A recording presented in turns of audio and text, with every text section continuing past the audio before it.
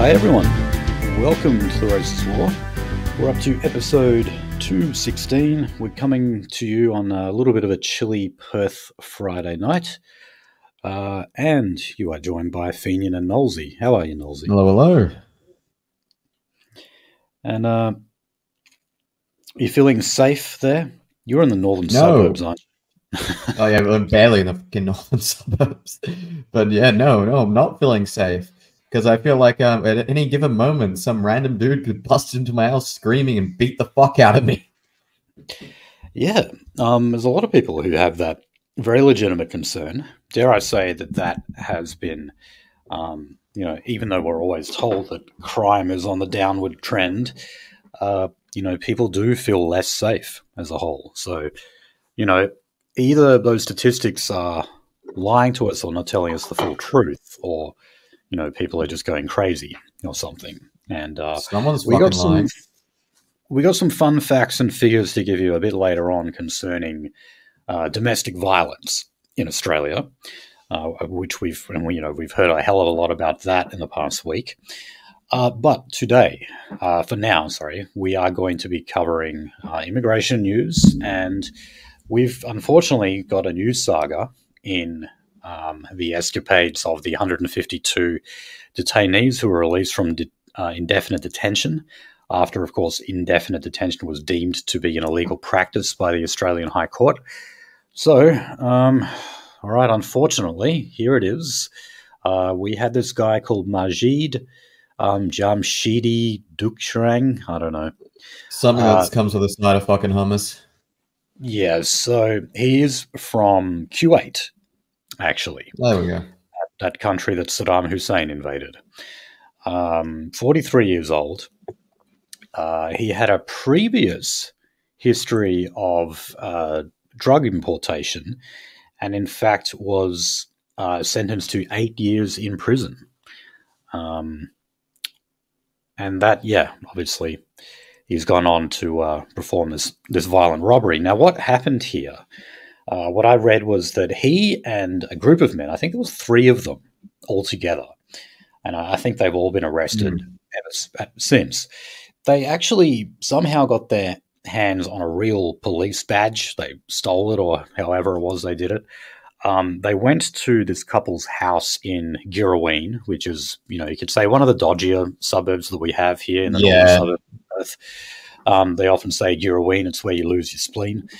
But anyway, this was an elderly... They dropped Somalis back in the day, like that one mouthy Somali and socialist alternative woman came from Girraween. Yeah, see, the Africans, like the Somalis and the Sudanese and that who come to Perth, for some reason they go to the dodgy northern suburbs, mainly. They're all over the place, unfortunately. But, yeah, they tend to go to places like Girraween, Mirrabooka, Balga, those kind of places. So anyway, there was this couple. I believe they are, so the woman was 73 years old. Well, she's still alive. And the husband was 76. So obviously, this is an elderly couple in that dodgy suburb. But unfortunately, they were manipulated successfully by that little scheme. They let them into the house upon showing the police badge.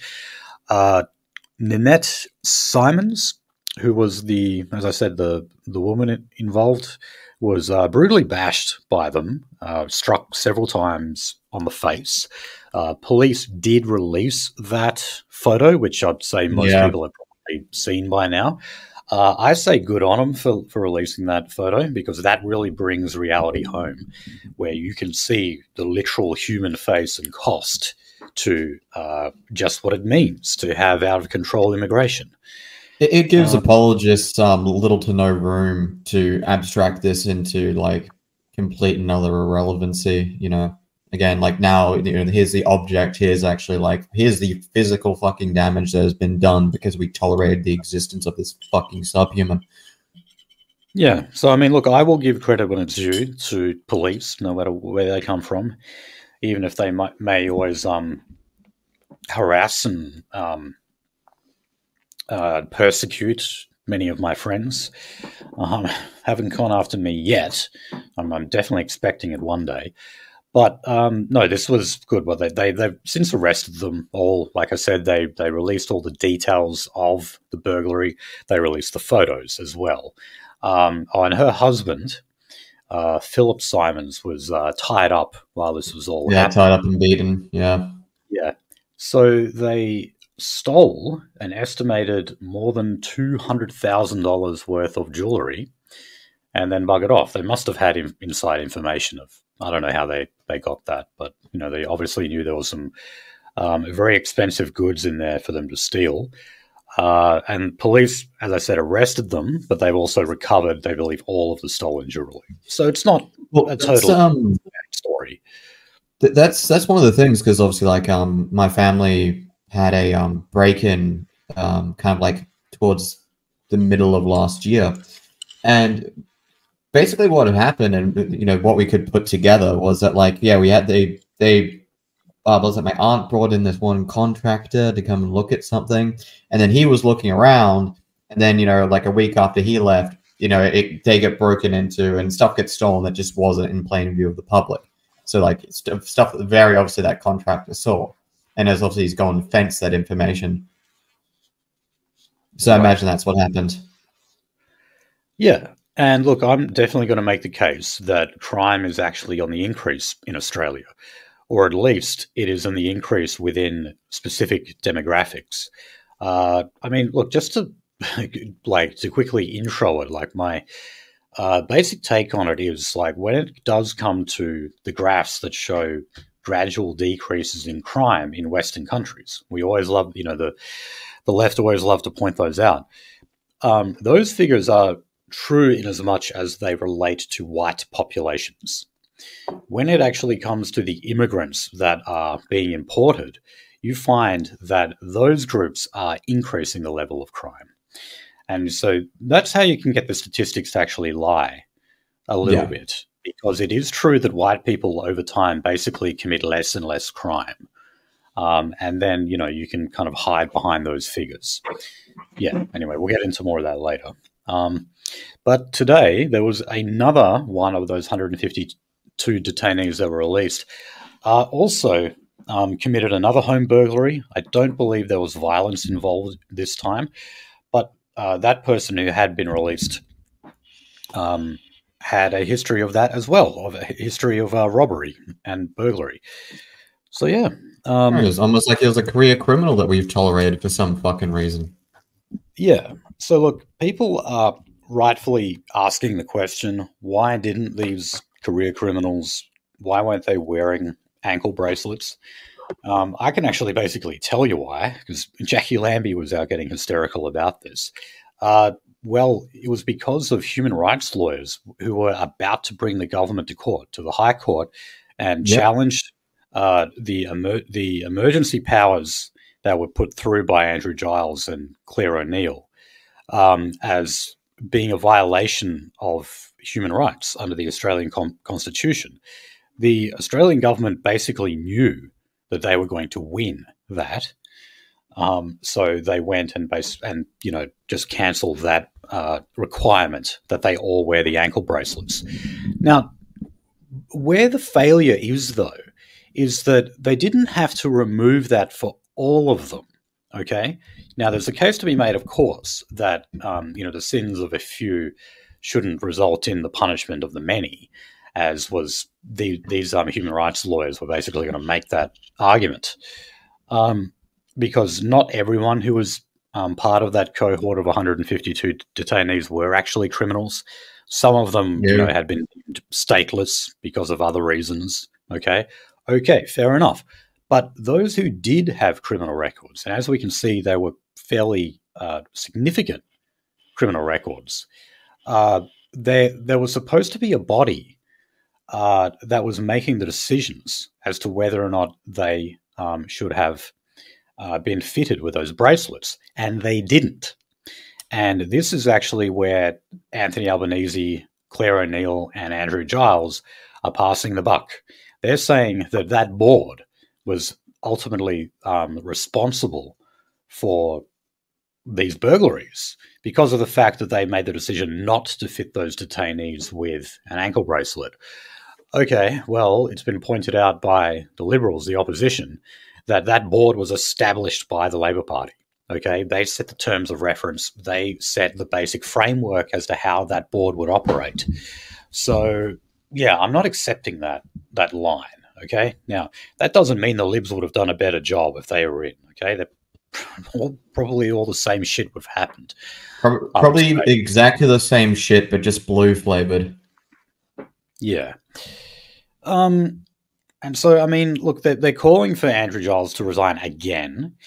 I don't know if they were doing this before, but they're now calling on Claire O'Neill, as she is the Home Affairs Minister, to also resign, because they're saying that this, sort of comes in under her ambit as well, because Home Affairs does have some powers of immigration, and the two portfolios overlap. But, every time this happens, Andrew Giles is the visible minister now. It took him a while to actually gain a public profile. Now he has one, and it's not a good one. And when all you're getting is bad publicity, and that seems to actually be defining your ministerial career, well, that's an embarrassment for the government. And if I can make a prediction, I think he's going to go before the end of the year, because these cases just keep popping up, and every time it deals a blow to him. Literally, like, as soon as these motherfuckers got released, like, I think it was within the week, there was this one serial rapist who had gone on a fucking granny raping spree. Yeah, there was drink drivers as well who went right back to drink driving. Yeah, I mean, the thing is, like I said, not all of them were criminals, but probably most of them were. Or if, say, they didn't have convictions recorded against them, that was just because they had escaped whatever country they had come from and were never put on trial for the charges they were originally facing. That's part of how you can become stateless, Yes. Because you're such a cunt like that Rohingya guy who raped a young boy in Burma. They were like, no, we don't want him back. The reason? He's a kid rapist, a child rapist. He's a kitty diddler. Yes. So, I mean, we shouldn't bloody take him either, but you can understand, obviously, the country's motivation. Can we just fire him from a cannon into the fucking sun or some shit? Put him in the penis exploding chamber?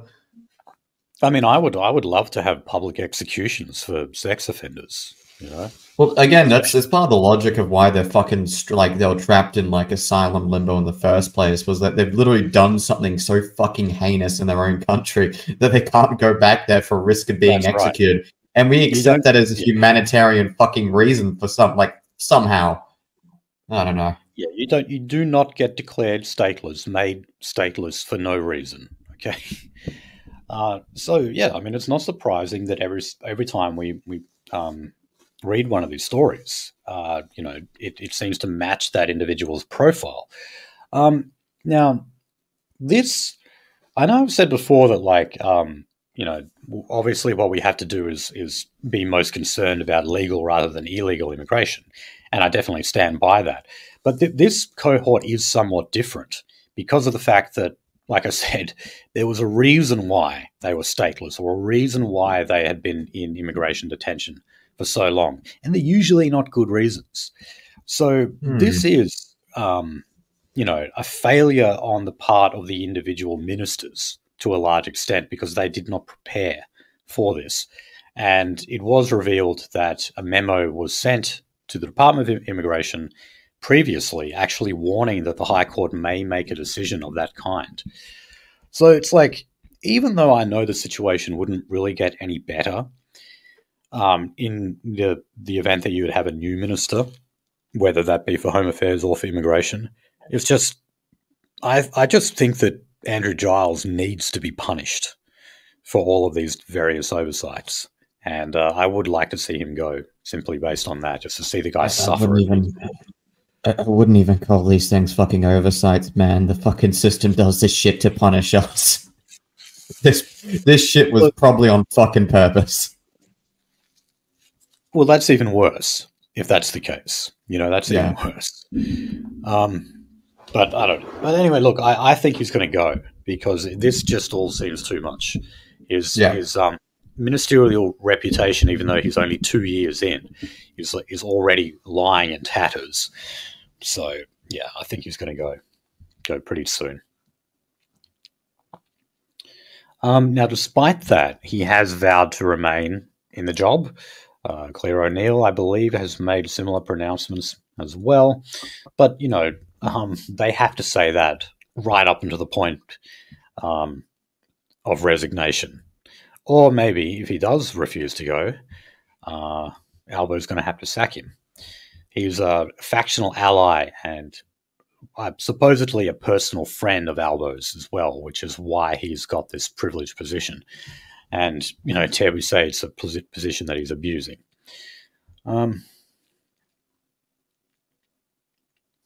Okay, now, on the deportation powers, and, as we said before, this is sort of like a way to counteract the idea that Labor is weak, particularly on illegal immigration.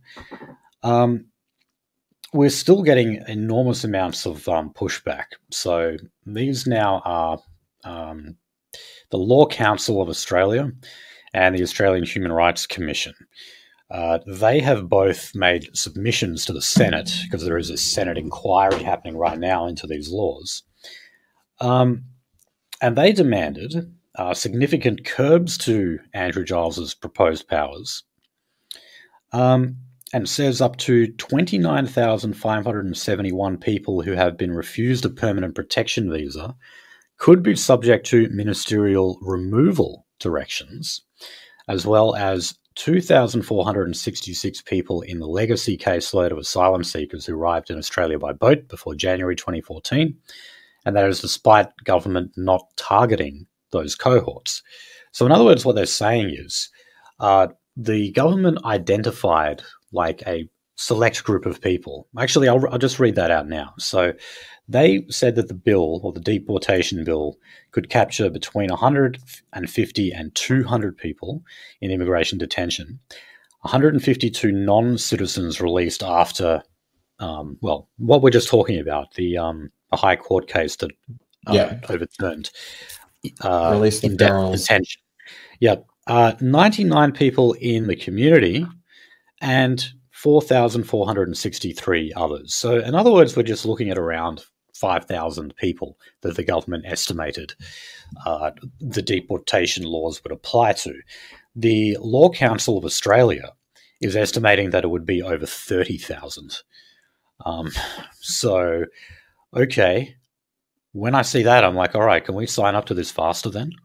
It's like every time I read one of these submissions via one of these lefty NGOs or some other body, they just keep basically saying this, and this could happen.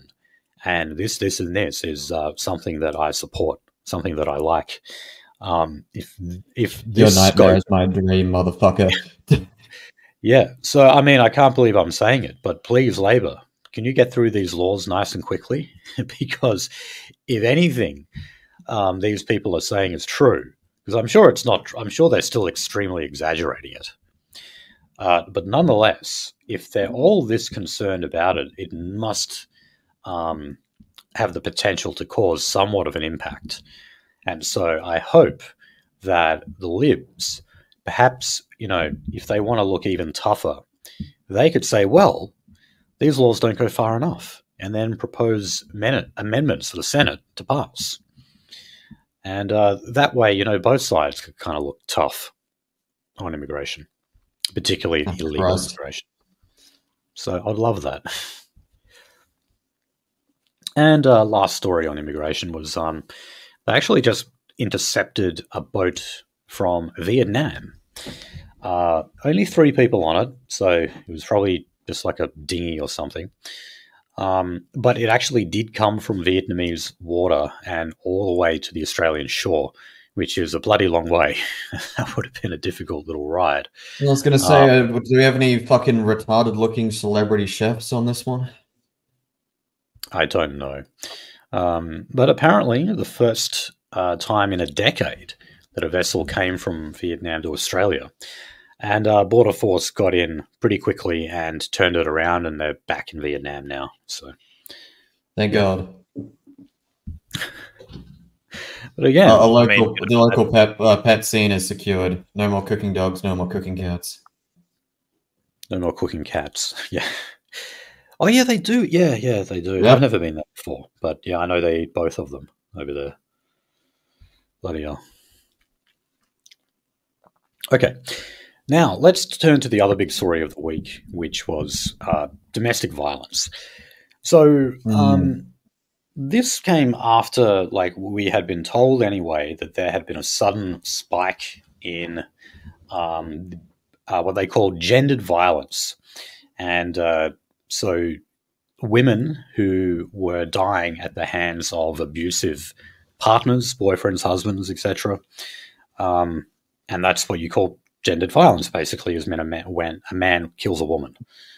I think that's basically the way they define it. When a man kills a woman. Jesus.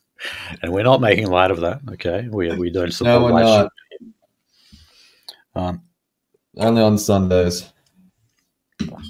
Now, I think it was also somewhat motivated by, or at least I know the journalists on Insiders are talking about this, but the Bondi stabbing, we covered a bit of this last week where, it was pointed out that 5 out of the 6 people who died were women. We simply pointed out that, this was a random attack in a shopping center where you just happen to have more women. That I stand by that. And I say, if not, well, please take into account that the guy was a fag. All right? And fags, I was going to say, do you know what's going on inside the fucking, the chronic torture that is the mind of a fucking insane gay man? Which he clearly was. He was clearly a schizo homosexual. That is what he was. And, the left like to go, oh, see, he was a white guy. See, white people are the ones who do this. Yeah, maybe when they're schizo faggots, they do. Okay. So anyway, let's go through the events first, and then we'll get to some figures on all of this, see if those claims actually do stack up. So anyway, Albo appeared at one of these rallies. I think it was on Sunday. Yes. Now, when he made the speech, he claimed that originally he was not invited, or he was told that the organizers did not want him to speak at the event. But he said that, he felt so strongly about it and people were looking to him so much for comment that he felt compelled to go and make the speech.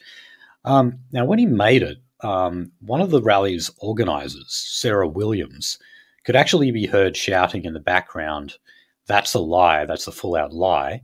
And then she started crying, started weeping. So, yeah, she claims that they never told Albo they didn't want him to speak. Well, turns out Albo was right here, actually. Yeah, I was going to say that they wanted this to be a girls' party, and, if there's one thing that Albo likes, it's being kind of fucking effeminate, isn't it? Yeah, and look, as much as I would love to say, Albo got caught out in a lie, no.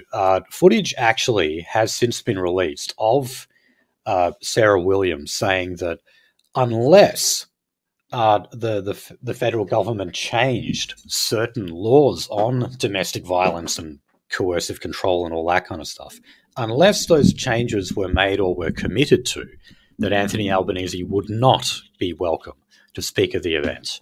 That's on camera, okay?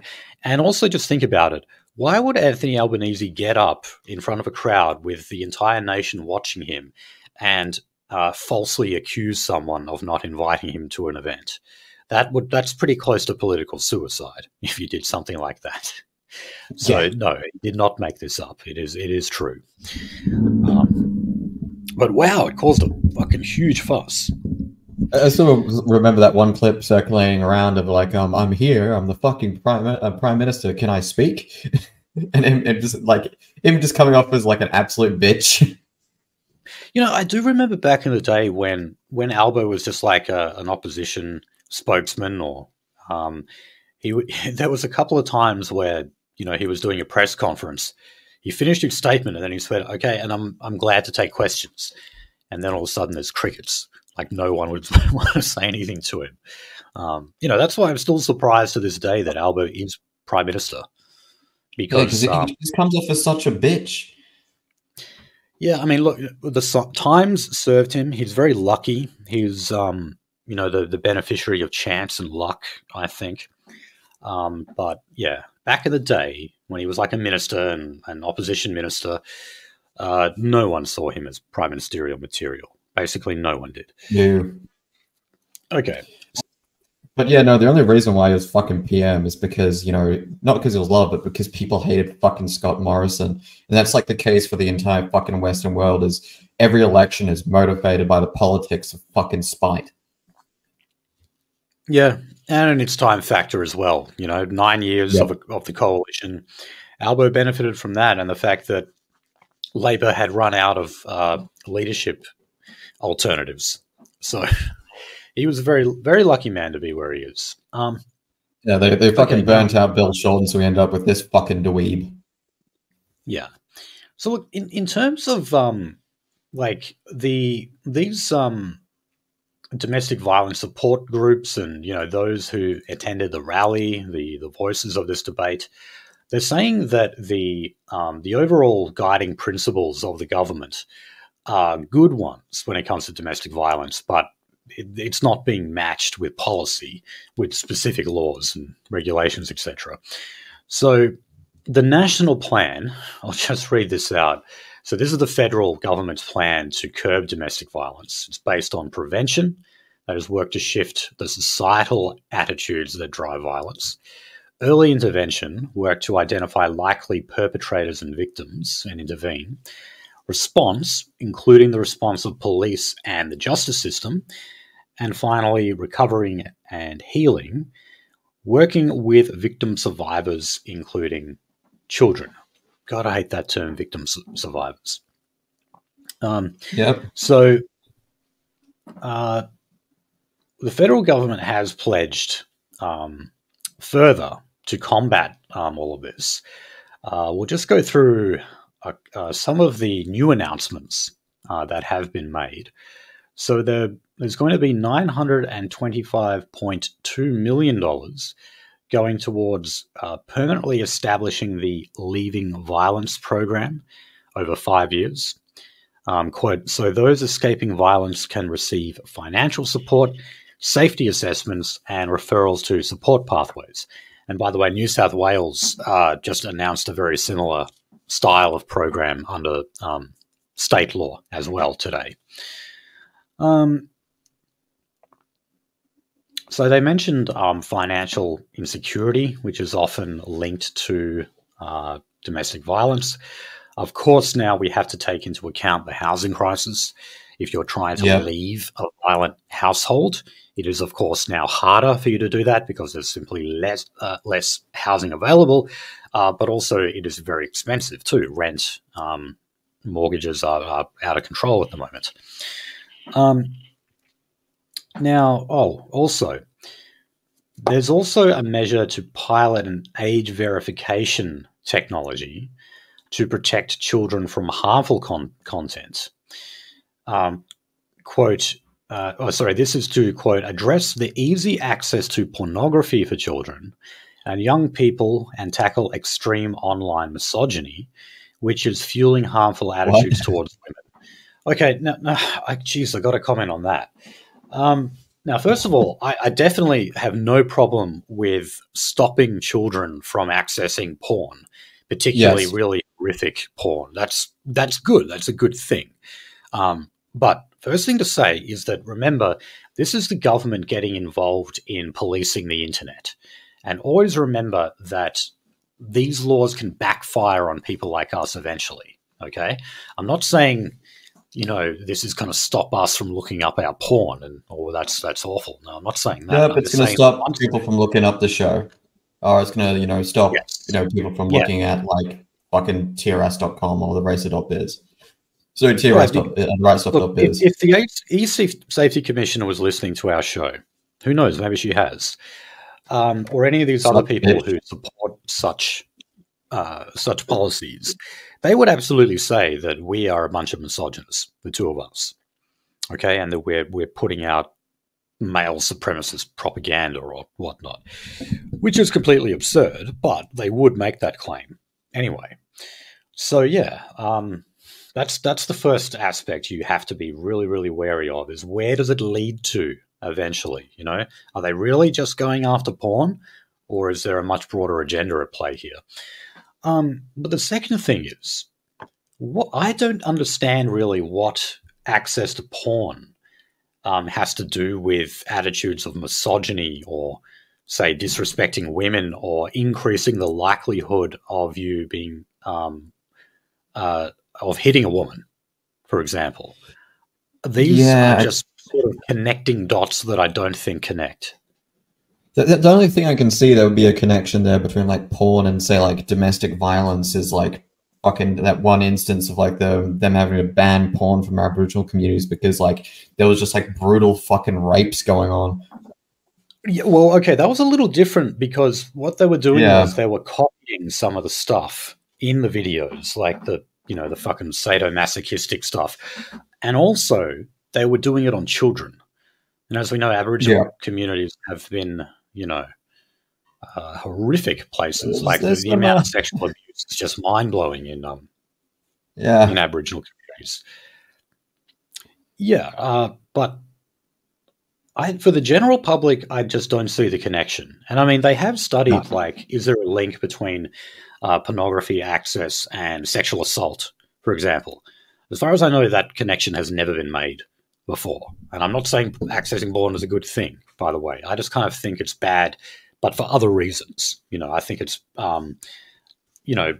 raises expectations and kills intimacy between you and your actual real life partner. It can lead to male impotence, for example, stuff like that. And it's just like a neurotoxin. It's bad for you. You're getting too much of a dopamine rush and living for the moment, living for pleasure. All those reasons. That's why porn's bad, and that's why you should delete it if you haven't. I was going to say, if you're does it lead to sexual assault? Does it lead to giving a woman two black eyes? I just don't think so. Maybe in some really convoluted way. Like I know if they actually do age verification for pornography things, and this is also one of the reasons why I don't think they really, really will, or their heart's not really going to be in it, or it's not going to be a well thought out strategy. Because the first groups that are going to call foul on this are queers and gays.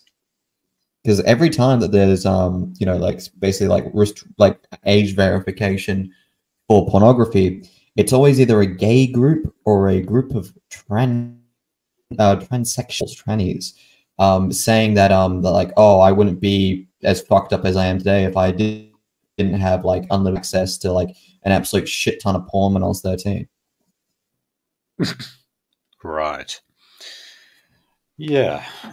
Again, like it's one of the. If you weren't sexually molested, then you wouldn't be messed up. That's actually what you're looking for. Yeah, that too. But I was gonna say there was a reason for the trope of like that one pervy dude in like 50s, 60s era infographics about like pedophiles and etc. There's a reason why they always bring up the fact that like he's like trying to get the young boys to look at like pictures of fucking playboys from the day and etc. Try and get them to look at porn or some shit like that. There's a reason why that was there. Okay. Now, what about just examining this claim that there has been a recent uptick in the level of domestic violence, sexual assault among women, etc. So, support services like women's shelters, things like that. We covered a story last week. I remember the one in Victoria, I believe, had just closed its doors. It was a homeless shelter, but they very often take in women who are escaping family violence. So these support services are claiming that work has been increasingly difficult for them because they are getting more people turning up. Again, that would have something to do with the housing crisis, as I mentioned before. So, not necessarily an uptick in domestic violence. However, let's this article I found in the someone showed this to me, The Conversation. Not usually a source that I consult very often, but we do have some figures here. So, the rate of women killed by their partners in Australia actually grew by 28% from 2021 to 2022 to 2022 to 2023. We're talking financial years here, okay? So compared to like the last financial year to the next, there was a 28% increase. Now, correct me if I'm wrong here, but wasn't that when we started the flood, the post-COVID flood of immigrants into this country? Yeah. Lines up pretty well. So, there were 34 women killed in intimate partner incidents in the financial year 2022 to 2023, which is equivalent to 0.32 per 100,000 people. The year before, the rate was 0.25 homicides per 100,000. Now, here's the point here. Very important to point this out. Historically, the rate of women killed by their partners has been on the decline since the late 80s and early 90s. It has decreased by 66% over the past 34 years. However, we got a sudden uptick in the homicide rate in the last financial year, coupled with a sharp rise in women killed in the first 4 months of 2024. And I'll say this, it's always been an underlying boiling issue. And if you ask anyone who's worked at an ER and etc., there'll be instances where you'll get some like hijabi woman who comes in and basically she has her fucking jaw broken, but no, nothing happened because she knows if she actually says something that her husband is going to jail forever. Oh, of course. Now, but I just want to emphasize this point here that historically it is true. As I said, that figure was you had a 66% decrease in rates of domestic violence in the past 34 years. That's absolutely true. However, we were still very much like a 90% white country during all of those times. The last financial year, which is where we took in the post-COVID intake of migrants of over 600,000 people. Now, how is it that during that year, where we imported 600,000 people, we saw a 28% rise in domestic violence and a spike in females being murdered? Now, did anyone actually talk about this at any of those rallies? Albert No. These protesters are talking about how this is obviously connected to immigration because we are importing men who bash women. That's what we're doing. How else are you going to explain it? A problem. Now, they can go on about fucking young boys watching porn or online influencers like Andrew Tate, who is just a fucking joke, right? But they never, ever will actually link this to what is really causing it, which is immigration. Now, further to that, when you look at a little closer at these figures, you actually find that Indigenous Australians, that is Aboriginal, are actually 7 times more likely to be the victims of, and I would also assume to be the committers of, domestic violence.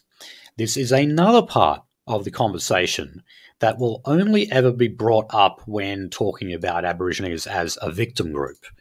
But they'll never actually say that there's problems within the Indigenous community and that they're, perpetrating these crimes among themselves. That conversation as well is largely missing. Now, I mean, that's an Australian problem, and I mean an Aboriginal problem.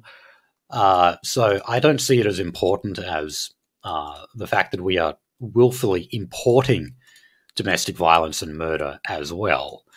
However, it is, something that really jumps out at you when you analyze these figures objectively, and it's amazing that we're not talking about it. Yeah, I was going to say it's one of those conversations where like the resolution of it can't get any higher than like men are bad, because if you actually looked into it, and this is also why I think there's going to be no real action plans when it comes to any of this, apart from maybe like fucking throwing the book at like a handful of dudes who like decide to punch on with their wives. Like, because if you actually did, went into this, looked into this, started making policy, started making arrests, you would end up with like a decent fucking chunk of the male Aboriginal population in jail in a week. Of course you would. And not only that, but obviously because you're talking about domestic violence, households here, they would take the children away as well. And then you get accused of starting another stolen generation. So yep. Because that's basically how the first stolen generation happened. It is. I mean, it was not a plan to racially replace them. Read Keith Windshuttle on this. But, I mean, Aboriginal groups are kind of victims of their own bullshit propaganda, because police and social services are terrified to intervene because they think they're going to be called racist. So they just let these women and these children continue to suffer in these horrifically violent households. And that at the end of the day is what all that do-gooder shit actually brings them. Yeah, unfortunately. Remember, the dry laws were introduced to the Northern Territory because a lib shit lawyer woman went up there with the idea that she was going to defend Aboriginals and saw so much child rape and fucking domestic violence. Yeah. And just like deadly levels of alcohol abuse that she came back to the ACT to plead with them. A shit lib lawyer lady pleaded to take away the agency of fucking Aboriginals to get pissed. Remember that. That's right. And she originally went there as a defense lawyer, though. Yes. But she just got so tired of representing these obviously guilty Aboriginal men who had committed the most horrific crimes against family members that she said, no, I want to be on the other side of this now. And that was the spearhead for what was the Howard intervention in the Northern Territory, where the army was literally sent in. It was that bad. It was really bad. Okay, so we're still somewhat on this topic of domestic violence. Just got two other stories here. Now, here's one that really caught my eye because of the headline. It said that 1 in 7 people in the Australian workplace admit to engaging in workplace sexual harassment. Okay, so this was a survey of 3,000 people for Australia's National Research Organisation for Women's Safety. It found 1 in 3 men had engaged in workplace sexual harassment, compared to 1 in 6 women. Now, when I read a bit closer into this, when you read the detail, it's quite telling, because of those who perpetrated that, what they call technology-facilitated sexual harassment, in other words, they're doing it through their phones, through messages and stuff, it said that more than half thought the victim would be okay with it. Now, what does that tell you? What kind of questions were they fucking asking? Exactly. The survey was not saying, have you ever engaged in sexual harassment in the workplace? It was saying things like, have you sent a flirtatious message to a colleague? Have you commented on how good someone looks? Have you made a, say, sexually risque joke to a colleague? Those were actually the kind of questions that they were asking. And, all these people, of course, were ticking that off. And then saying they would be okay with it.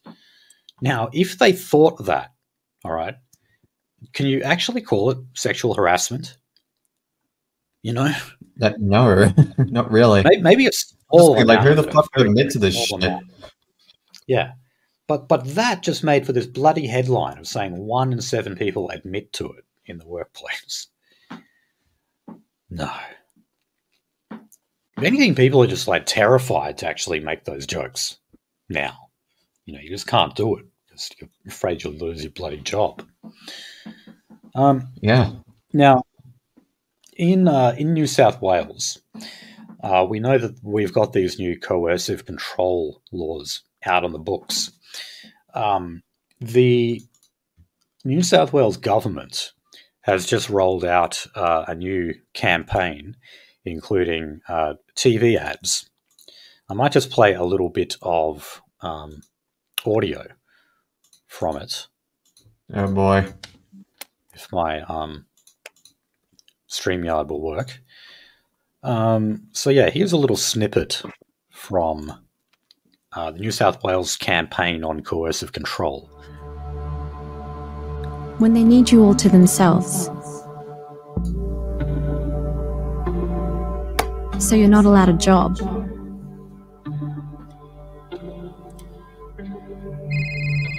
Or a world outside of theirs.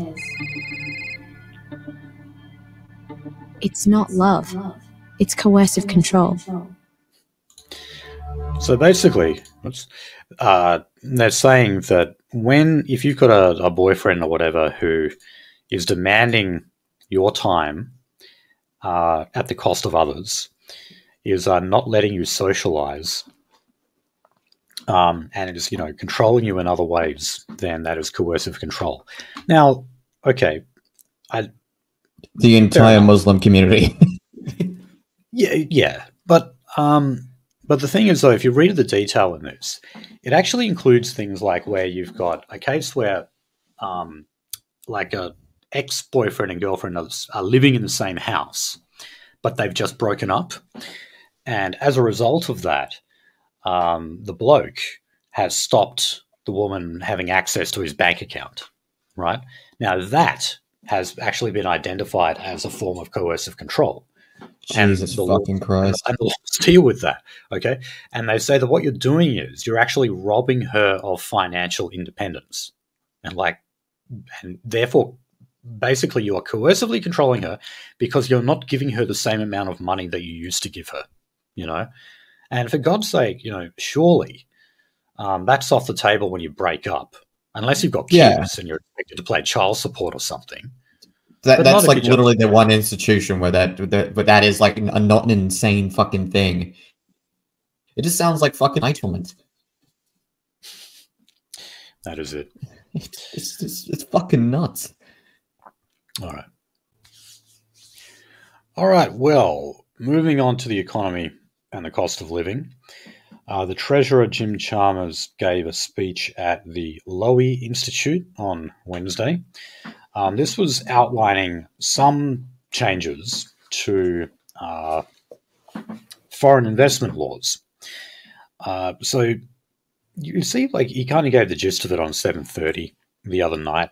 He was saying that the international climate has changed so much in recent times that we need to change our laws to suit the times. Jesus. Well, look, as people were kind of expecting, there was going to be a big focus on China. Now, we haven't got everything revealed yet. They've actually, even at the GiveSendGo Institute, he was kind of light on announcing specific policies. But people are obviously concerned about the rise of China. I would argue that in Australia, our primary concern when it comes to China is their level of foreign investment and property ownership in the Australian market. I don't particularly care about their military presence in the Solomon Islands or something, for example, or the others in Southeast Asia allying with China. That doesn't really bother me. And I'm certainly not going to be fazed about their claims to Taiwan or Hong Kong or something. No. I don't give a rat's. That is their business. Nothing. Who gives a shit? I don't.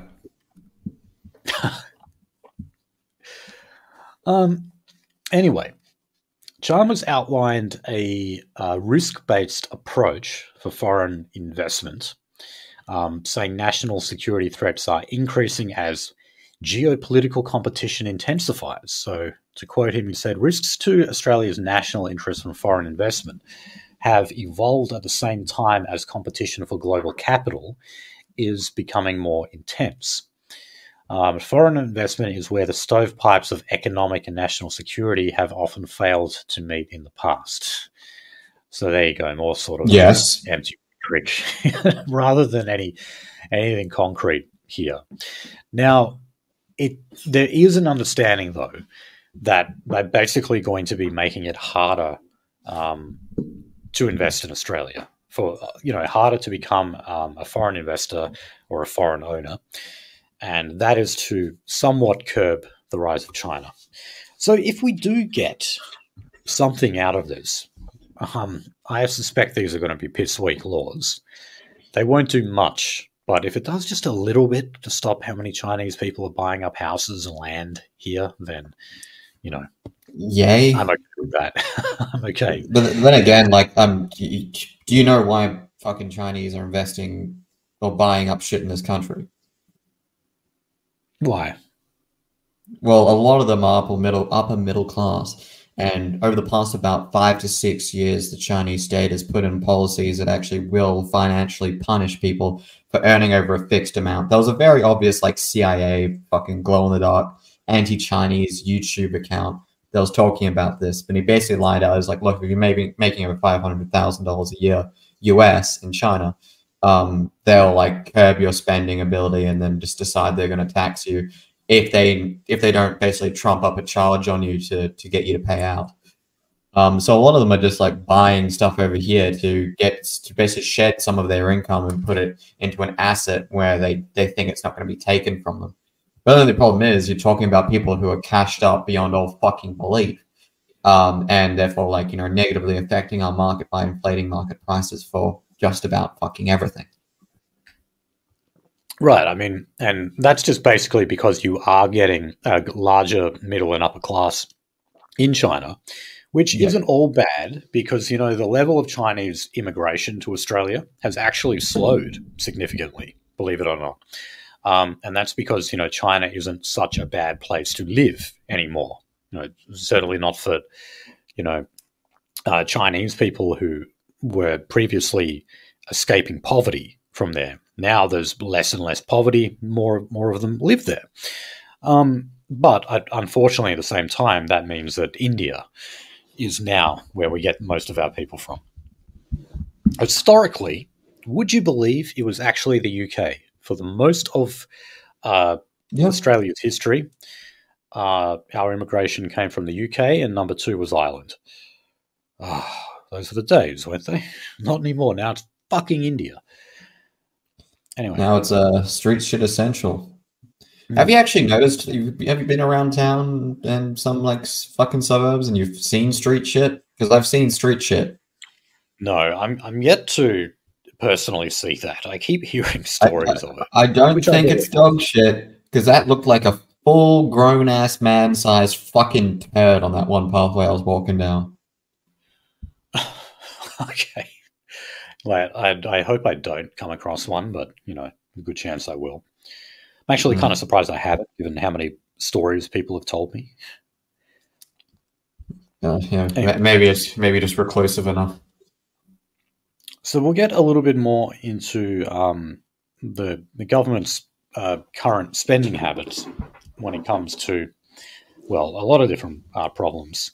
So the Commonwealth has announced an extra $8 million for public school upgrades in the Northern Territory, in addition to $14 million it pledged on Monday for extra police and community support.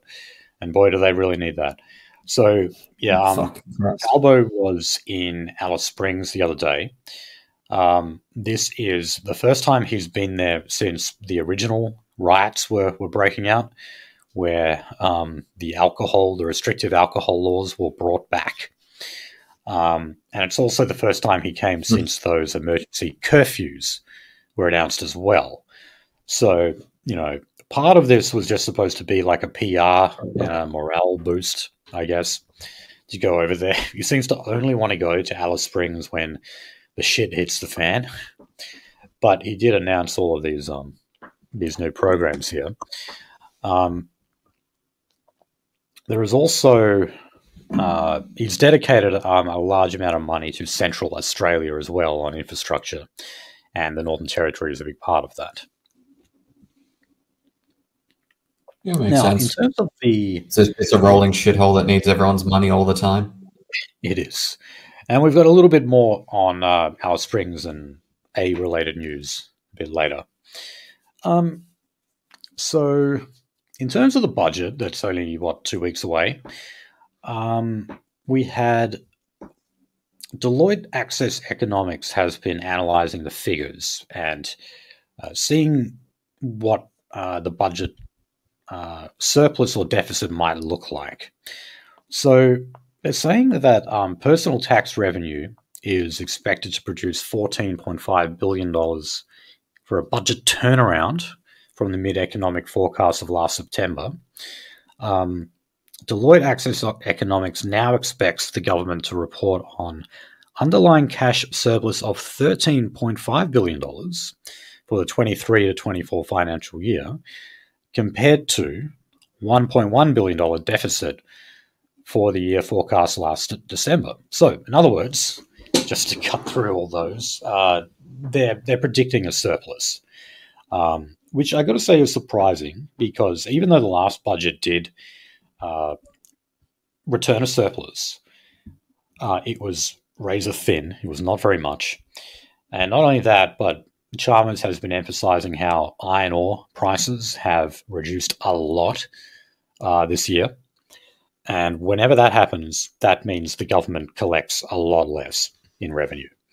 So, yeah, interesting, though, that the government seems to be pulling in more from personal tax, from income tax, even though we've just had the albeit modified stage 3 tax cuts brought through. We're still actually bringing in, we covered this last week, actually, that the Australian government is still bringing in record amounts of income tax, despite the fact that we're, relatively speaking, a low-taxing OECD nation. But yeah, the income tax is probably going to be what delivers a budget surplus in about 2 weeks. Okay, now, I can't remember if we covered this last week, but former Labor Minister and Deputy Leader Jenny Macklin was urging the government to increase the rate of job seeker, youth allowance, etc., various payments. This is because they're saying that these payments just have not been keeping up with the general inflation rate and the cost of living. So the way it stands right now, job seeker, which is just your normal dole, is $386 a week. Now, leading economists, this is as the Australian puts it, have said that this is not enough and that it entrenches disadvantage. So they've recommended, what is it here? To increase job seeker and youth allowance to 90% of what the age pension is, which would cost the budget $4.6 billion a year, which they say is a quarter of the cost of the stage 3 tax cuts.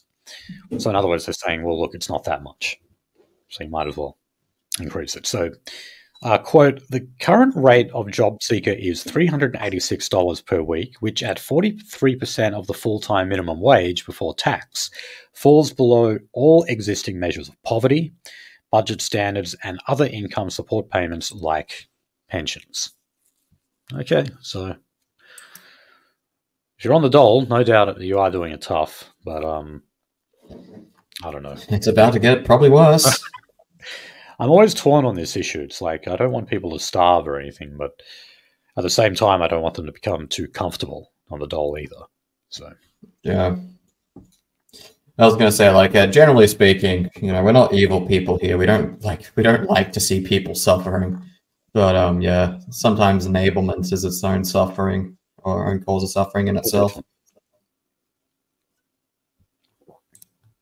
All right, let's go to the issue of free speech and online censorship.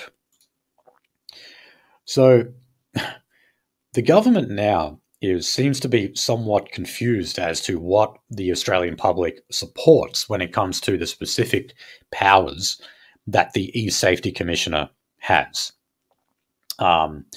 So they're now seeking public comment. So, they've got bureaucrats out there conducting surveys and stuff among the Australian people to find out exactly how, I guess, they believe the internet should be policed and controlled, and whether or not the Safety Commissioner should have the power to, for example, actually sanction and fine people who break the rules online.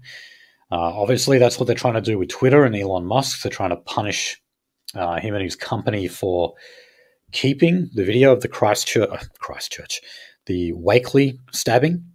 God knows why. Yep. Maybe because there is. Oh yeah, I know. They pulled that same shit with Christchurch. Yeah, that's probably what I was thinking of. Yeah, and I think there was like a guy in New Zealand who got like bloody years in jail just for owning the video or like having it on his hard drive. Yeah, those dudes over here that got put in jail too. Yeah, like they weren't even distributing it; they just had a copy of it. Yep. So anyway, in terms of the minister, this is Michelle Rowland, and she's publicly backed the Safety Commissioner. Anthony Albanese has as well, and please remember that Peter Dutton has too. When it somewhat looked like he was going out to bat for Elon Musk, he had to walk back his comments a little bit and say, no, I agree that we should do everything we can to take this video down, and that the powers that the Safety Commissioner possesses to get that to happen are correct and should be exercised. But the problem was, at the same time, he was also saying that it's unreasonable to force Twitter to take down videos for a global audience. Of course, what we're telling them to do. We're saying I was going to say, just to remind everyone why this e-safety commissioner exists. This e-safety commissioner exists because the fucking government and what exactly they were saying, the kind of narrative they were trying to spin several years ago, got its shit pushed in so fucking hard they had to cry about it. Yeah, I mean, it's also, I think, because, they can't have another racial discrimination commissioner, sorry. So they have to then go and create even more of these bureaucratic roles that fucking pay like $300,000 a year or something. So you can have even more bureaucratic control over the internet and what people say. Make sure people don't do racisms online and that kind of thing. And again, that's an area there's no way you're going to get any disagreement from Peter Dutton on that. He'll say, especially if you were to put to him, what about the rise in anti-Semitism online, trolls and doxing on Twitter and that kind of stuff? You really imagine Peter Dutton who's going to signal against that? Hell no. Okay. Oh, so I know you loved commenting on this stuff, Nolsey, so maybe I'll just put a question to you. We're moving on to climate and energy now, and there was a write-up in the ABC talking about how, originally we saw this problem in America, and now it's starting to spread down under, and that is that there has been a recent uptick in the amount of natural disasters. And therefore, when it comes to taking out insurance policies on your property, the premiums go up, or in some cases, it's impossible to get covered. You just cannot get an insurance policy because, say, the area that you're in is deemed to be too dangerous, too unstable, something like that. Do you reckon there's any truth to that, Nolsey? Because the ABC seems to think that these policies are becoming more and more expensive all the time because we're going through an increase of natural disasters. Look, they tried to do this back in the day, like with the early stages of the hockey stick graph and etc. And then you'll get like in the journal on climate action or no climatist or something like that. They'll be like, oh yeah, we fucking looked at this degree change or like emissions in a local area. and there were more earthquakes, and they won't explain the mechanism. I haven't actually heard a decent argument for a mechanism as to how like one is linked to another. I can understand things like inclement weather, and maybe flooding as a stretch, but I've seen things like, oh god, you know, there was like all these fires and etc. because there was a degree hotter or something like that. I'm just like, yeah, but like it still doesn't fucking like differ from the pattern of where this area was or what was going on in this area when it was pre-industrial.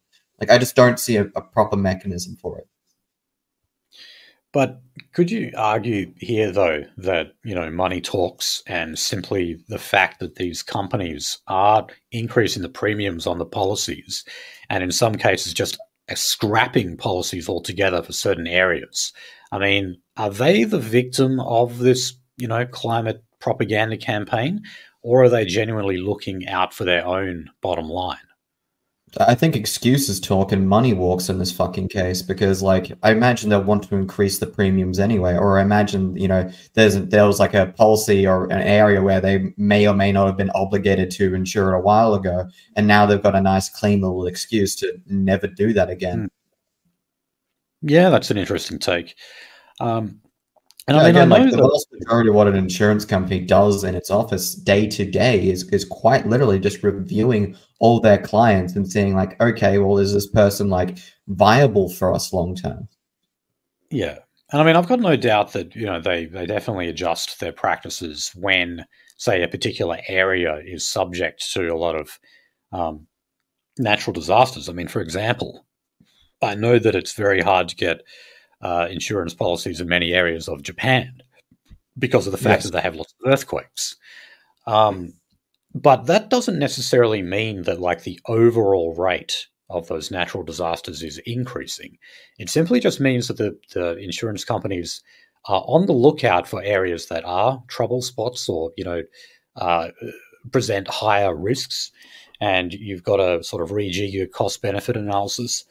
But yeah, that doesn't mean that the overall amount is actually changing. Because I mean, insurance companies then just wouldn't have a business model at all. Then, you know, No. you would get to the stage where they literally would cover no one and therefore would be out of business. I was going to say, like, literally, their business is fucking you over. Their business is gambling against you. Oh yeah, there's no doubt about it. I mean, they basically collect a whole bunch of money and then do everything they can not to pay it back again when people make claims. That's the business model That's of, it. of an insurance company. But anyway,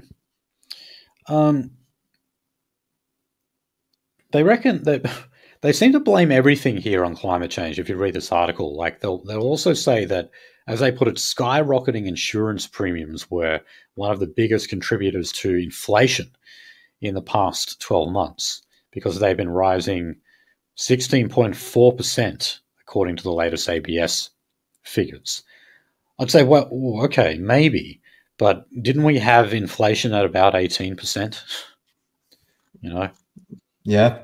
Sorry, 8%, not 18. So, you know, you've got to take that Kind of into felt account. like fucking 18. It did. It still feels like that. All right.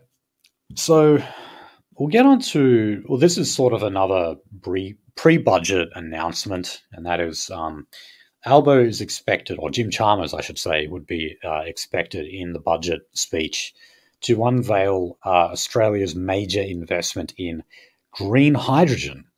So green hydrogen seems to be kind of the flagship or trademark project of the Albanese government at the moment. It's I have dumb. no doubt that if Malcolm Turnbull was still around, this would be his. He loves the old green hydro as well.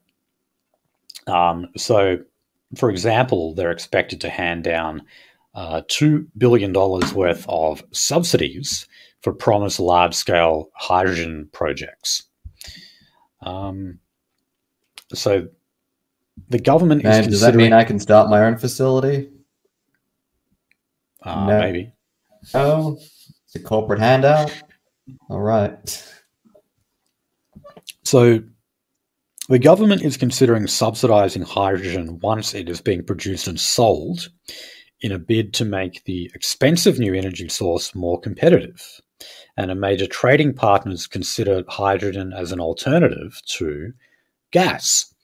And remember, that's what we've got to focus on now, because gas is the transitory fossil fuel. And so we've got to come up with renewable replacements to gas so that we not only get off coal, but we're able to get off gas as well. And yeah, green hydrogen is the answer, don't you think, Knowlesy? Oh yeah, a little fucking hydroelectric plant. Where the fuck are we gonna get the electricity from? Oh, we're gonna put up solar panels. Yeah, like that's gonna have the fucking DC saturation you need for that shit to produce any like reasonably large amount of fucking hydrogen gas. We've already covered this, but like what they're gonna do is they're gonna build up this project and be like, oh look, this just isn't working. It's not like fucking viable for us. So what we're gonna do is we're just gonna use blue hydrogen, which is when you get LPG and expose it to superheated steam, split it off into CO2 and hydrogen gas, and that will be viable. That will be economically viable. And yeah, just have fucking fossil fuels with extra steps, but it's okay because the end result's hydrogen. So hold on, you just explained blue hydrogen there, but what Yes. How would you describe green hydrogen? Green hydrogen is like on paper they're saying that they'll use solar power to do electrolysis of water. Also, they have to get clean water to do this, so there'll be like desalination of seawater probably to get deionized water, and there'll be electrolysis of that to separate it into hydrogen and oxygen. Oxygen will probably be bled out into the atmosphere, and the hydrogen will just be probably stored in cylinders with metal hydrides, because that's the safest way of doing it. Right. Okay. But yeah, that is expected to be the central pillar, that is green hydrogen projects, of the Future Made in Australia plan. So, can't wait for the budget, eh? And we get all the details on this stuff. It's going to be fucking nasty, I'll tell you that. Okay, so how is the government actually going in terms of net zero, reaching those targets, and of course, replacing fossil fuel sources of energy with green energy? Well, not very well, apparently. So, No. Grattan Institute report just came up saying that the government's efforts in terms of reaching net zero is ad hoc and uncoordinated, and it has led to blackouts in what we're now calling the post-coal era. Which, yeah, I mean, that's effectively what we're in now, isn't it? We're at least moving towards it. Post-coal economy. So the report, this was called Keeping the Lights On, said there was, quote, mounting evidence the national electricity market may not be able to deliver enough investment in low-emission generation, storage and transmission, when and where it will be needed, underscoring that consumers were increasingly dissatisfied by soaring power prices. So in other words, the transition is continuing to push up energy prices. Not a surprise there. So further to that, gas producers are blaming Labor's market intervention and regulatory uncertainty for crushing investor confidence and delaying new supply. And they're demanding an urgent policy reset after Chris Bowen, the energy minister, conceded more gas will be needed as the electrification of Australia accelerates. Yeah, in other words, they're shutting off more and more coal powered sources, and because we don't have enough green energy on the grid yet, we've got to use gas. But at the same time, Labor is fucking around with the gas market so much that that's going to be really expensive. And that's why you're paying more in your power bills. Welcome to several $1,000 power bills, team.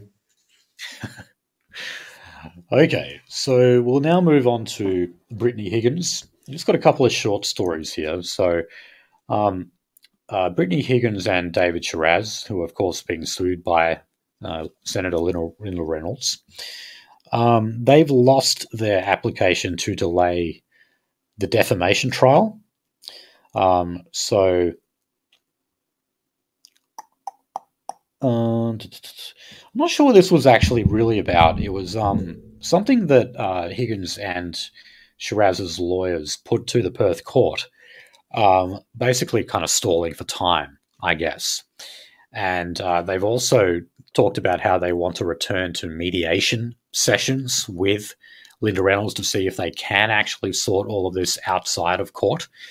And look, why are they doing this? Because, well, when Justice Lee handed down his report, he may have said, yeah, I think that Bruce Lemon raped Brittany Higgins. But at the same time, he said there was no political cover-up. And remember, that is precisely what Brittany Higgins and David Shiraz are being sued over here, because they made a number of tweets on their respective Twitter accounts accusing Linda Reynolds and others in the government of orchestrating a political cover-up of the alleged rape. It was made absolutely clear by Justice Lee that that did not happen. So, in other words, it was looking very, very good for Linda Reynolds, and it continues to now. So despite the fact that Brittany Higgins made this apology, which we covered last week, they are making increased overtures to return to mediation, and they're also trying to now delay the defamation trial. Linda Reynolds is pushing back on all of that, and she is continuing this action against them, which you can be pretty much guaranteed now she's going to win this, and she's going to get some hefty damages from them. Now, not only that, but David Shiraz has said that he is not going to defend himself against those claims. Seriously. So he said this. He made a statement. Yeah, he said he's not when it goes to court or whatever, he's not going to actually defend himself. Well, he's going to just essentially give up. So he said this: I will now appeal for Senator Reynolds to settle her litigation against Brittany, a rape victim, by agreeing to disagree and putting all of this behind them. It's time to move on. It's time to let Brittany heal. So he's basically playing the victim and the sympathy card here, saying, I'm not going to fight you. I'm completely at your mercy. And if you want to look like a tyrannical ogre while you kick us while we're down, you're going to look bad, I think is the angle he's going for here. They know that they're going to lose this. So the only thing they can think of at the moment is to try and play the sympathy card and say, look, you're actually going to be the monster here if you go after a rape victim and people who aren't even fighting you in court, which I think is really cynical and fucking pathetic, because they just see the writing on the wall. That's all. Well, yeah. It's a fucking shame that literally one bitch decided to be a fucking whore, and then now we've had to deal with all of this. It is amazing. Now, one story I just missed. Bruce Lemon is considering an appeal. So this was, of course, the main question that he was asked when he did his walk of shame a couple of weeks ago now. So it is understood that he is consulting a somewhat well-known media lawyer whose name is Guy Reynolds. And he's apparently leading a team to assess whether or not it is worth actually appealing Judge Michael Lee's ruling. So, I guess they're going to weigh up the costs and benefits and risks and kind of get back to him. But since the judgment was handed down, or the ruling, he's actually only got 28 days to lodge an appeal. So he's only got a few days left. So we'll find out very soon whether or not he will take that to court. I'm still thinking he probably won't, just because, man, if you triple down at this point, holy shit, you're going to be broke. You're going to pay for even more legal costs if you lose. And yeah, it just wouldn't be worth it. And you would smear your name even further as well if you were to lose again. I was just thinking, like, fucking Jesus Christ, how long has this been going on for now? The rape was said to occur, I'm pretty sure, in 2019. So a good while. Holy fuck. Yeah, and Brittany Higgins continues to become like more puffy, moon-faced all the time. Every time I see a new picture of her, she's, yeah. It's not a nice sight. Like, she actually The alcohol was finally catching up with her. Well, back when you saw that footage of her, like, totally pissed, you know, she was actually somewhat good-looking then. But, oh, man, she is just... How time has ruined her. All right. We will move on to some Aboriginal news. Now, we've got more on the truth-telling. Oh, God, I hate that term. But, you know, that's what we call it. We call it the truth-telling committee over in Victoria. This is basically where Victoria's white population is publicly shamed and told they need to feel sorry and deeply, deeply guilty about the supposed massacres and ill treatment of Aboriginal people historically in Victoria. And the Premier actually went and fronted this committee, or this commission, whatever you want to call it. And she said that before she appeared, she took the time to do a lot of her own personal research into just what happened in Victoria and also around the areas that she grew up. And she said that she was actually unaware of the horrific amount of massacres that occurred right where she grew up. So she said, boy. Oh, God. I was sitting there in my backyard reading through the materials and just felt so distressed that these were massacres that occurred not far from where I was sitting, and I didn't know about them. Growing up and living as I have all my life in central Victoria, on Dja country, I did not know about the massacres that occurred so close to home, and that distress carries with me today. It brings me a sense of shame and distress personally that I did not know that.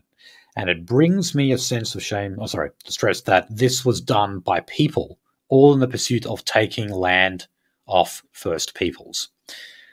So yeah, she's doing exactly what they want here. She's getting up and self-flagellating on behalf of white people in Victoria. And she's basically adding to the myth that all these massacres occurred. Oh, there was some terrible mega genocide. Jesus Christ. Yeah. You know, we're not going to rehash it all here, but, you know, basically every massacre is a lie. There were, like, some small-scale massacres that were done in retaliation to Aboriginal looting and other kinds of Aboriginal crime. There were never, ever any massacres to steal disputed land. That never, ever happened. Not a single time in Australia's history has that ever happened. But no one is going to front one of these so-called truth-telling commissions and actually say that. No, unfortunately. But it's always good to know, it's always good to be reminded every now and then that it's quite literally part of the state's government that exists solely to libel white people. Absolutely, and that's the entire purpose of these truth-telling hearings. Okay, so as I mentioned, Albanese did go briefly over to the Northern Territory and Alice Springs. Like I said, it was partly due to Spruik, the increased funding that they have for infrastructure in Central Australia. But it was also because, of course, of the rising crime rates and what they can do about them. In other words, it's really young Aboriginal people, by the way, who are the ones committing all of these crimes. That's why they're being subject to curfews. But there was also announcements of funding into a health hub run by the Aboriginal Congress. Yes, we do have an Aboriginal Congress in the Northern Territory. So the hub is under construction and aims to combine 4 health services into one centre in Alice Springs, and the federal government is committing $5 million to that. So Albert said, this health hub run by the Aboriginal Congress will make an enormous difference to the programs that they operate, particularly for the youngest Territorians. It's a weird way of saying it. They also committed $14.2 million to funding policing and other community safety support in Alice Springs. Now, I don't know if increasing police's wages has anything to do with that, but they would want to. Because who the fuck would want to be a copper and poorly paid, or even averagely paid, in the Northern Territory? Who would? After what happened to Zachary Rolfe, who the hell would want to? And who would want to after all of these riots that have led to, say, an exodus of nurses as well in all these Aboriginal communities? Oh, dude, there was a position in Western Australia just for the up north here. They were advertising a position for a nurse that was like $300,000 per annum. And I'm not saying for like a fucking experienced RN or something like that. I'm talking EN here. And I'm just like, well, yeah, you know why they're paying that much? It's because you're likely to get your fucking head caved in week one. Danger pay. It's danger pay. That's what it is, yeah. And even then, like most nurses were like, nah, fuck that. Even if you do pay me a huge like, that's just, the risk is just too much. Oh, trust me, they all know. They all know. Yeah. And that's why, there's been a huge uptick in security guards, private security, being hired because they just don't have the police to do it. All right. Last story on Aborigines. Back to Victoria. Again, I believe this was at the Truth-Telling Commission. This is to do with Aboriginal control over water and river regulation. So they said that when it comes to First Nations group control over water supplies in Australia, they only control 0.2%. Well, I think that's 0.2% too much. The idea of giving Aboriginal groups, congresses, corporations, whatever the hell they call themselves, control over our water supply when they're fishing, swimming, pissing in the river next door to Allen. Yeah. I want to know about that. But yeah, I mean, look, we've got kind of a new one of these stories every week where they're just it's rent seeking, okay? Like they just want to gain some form of sovereignty, as they put it, over a particular area that's being run by the government or by a private company, so they can skim money off the top of it and say, all right, well, because if you want to keep the ancient ancestors and all the Aboriginal ghosts that live there happy, you need to pay us. That's not, like, I don't think I'm being hyperbolic when I say that. That's essentially what they do.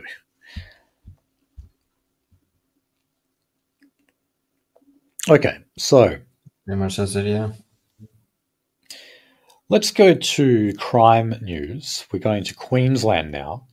A youth advocacy body is preparing to take legal action against the Queensland government, and that is because of the recent failure to protect young people in the state's watch houses. So, like the overnight lockup that you go to when you get arrested.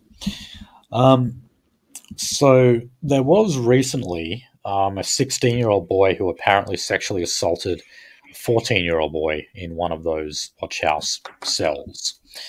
Great. I don't deny that. We've got a lot of young Police Johnson here. Yeah, so they gave figures. 56 First Nations children, Aboriginal children, were being held in these remand centres, which represents 70%. So there you go. Remand centres, watch houses in Queensland, 70% of them are Aboriginal. They're the population there. So the fact that you've got like violent sexual assaults occurring there, not a surprise to me. And again, I mean, when it comes to, these would be youth custodial officers responsible here.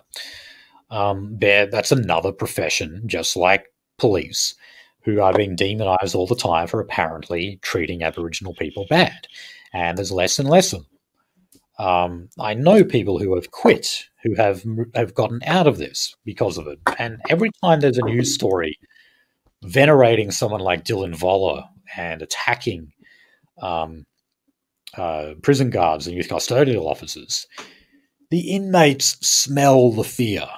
They know that they're feeling that pressure, and therefore they want to take a light touch on them, and they exploit it. I'll do the one time they got fucking KFC, and then like they're like, oh yeah, you're giving us KFC, that means we can get away with rioting, and then like literally later that week they rioted. They are always looking for how much they can shit test you, how much they can get away with it, and if you fail that test, if you let them get away with it, then they'll just run wild. Yeah. Yeah, I mean, look, this is why does tribal law advocate spearing you in the fucking leg over minor crimes? It's because that's the only way you can get the message through to unintelligent, low agency people. And that's why every direct, unwavering violence. You need very short-term, instant punishment that sends the message really, really quickly and offers an instant deterrence. That's what you need. Unfortunately, they don't really consider how bad a future in jail is going to be when they go out committing these crimes. But they definitely would think about a good spearing in the leg if they got it. Honestly, jail's just a safer place for them, unfortunately. Those Aboriginal tribal elders who call for a reintroduction of tribal law, fully supported. Yep. Absolutely. You guys are my allies in that regard, okay? I don't know what kind of alliance. I want to see people dismember each other. Well, don't know if I go quite that far. I mean, look, not that hard, but yeah, that's what's going to end up autonomous land, right? If we carve out a chunk of Central Australia for them and we give them total autonomy, and that's what they end up doing, well, that would be okay. I mean, maybe not. I'm not okay with it, but I won't interfere. I'll just say, well, that's how they do it. It's not your circus, not your monkeys. That's right. Well, it probably would look like a bit of a circus on the outside, looking in. Look, go outside and look around right now. You're in the biggest fucking circus of them all. We're all fucking clowns. Yeah. All right, so still in Queensland, you had a number of protesters, many of whom are actually from the families of victims of crime, including people who have been murdered in Queensland at the hands of violent youth. So this group was called Voice for Victims. It rallied outside the Queensland Parliament on Tuesday, and this is while Stephen Miles was announcing Labor's new $1.28 billion community safety plan. So one of the people who was there, this protest, was Verlene White's daughter, Cindy McAuliffe. Remember, Verlene White is the woman, 7-year-old grandmother, who was stabbed to death by a Sudanese scumbag. So she was there, and she argued that the justice system as it is now is imbalanced and gave too much consideration to juveniles accused of crime. So she said, "We are asking for adult crime, adult time. Next weekend is going to be our first Mother's Day without Mum, and that's not supposed to happen. She was meant to be here." Yeah, absolutely. Yeah, she was. So I'm glad that they took this fight up to where they should, which is the Queensland Parliament.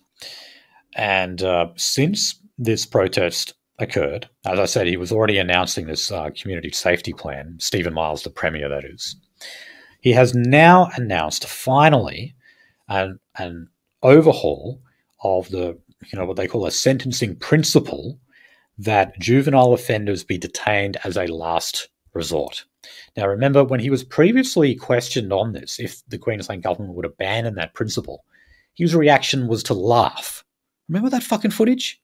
Yeah. I punched him in the fucking face over that. He literally laughed when he was asked this question. And look, this shows that with enough public pressure, with enough community outrage, you can make a difference. So finally, you can make these people bow. Yeah. I mean, he's doing this obviously begrudgingly, and also because last week we covered new polling that finds that if an election was held in Queensland today, he would be absolutely steamrolled. So he's panicking, and he knows that crime, and particularly youth crime, is definitely a sore spot for the Labor government right now, and has been for a good while because of these incidents that just keep happening. And yeah, I mean, as a state premier, you're the one in charge of the criminal justice system. It is your responsibility to make sure the appropriate deterrents are put in place to stop crime like that from happening. And it is the federal government's responsibility to ensure we don't import the types of people who commit those crimes. Unfortunately, both levels of government fail in what they should be doing. And remember, the primary objective of any government should be the protection of its citizens. It should be, but it rarely is. All right. So I don't know. I hope I'm not saying this wrong, but Seduna, which is an outback town in South Australia, we don't often hear about a lot of Aboriginal crime coming from South Australia, but once you go more regional, no, they definitely have it. It's just, as far as I know, Aborigines don't really live in the suburbs and the urban centres of Adelaide. As far as I know, I could be wrong.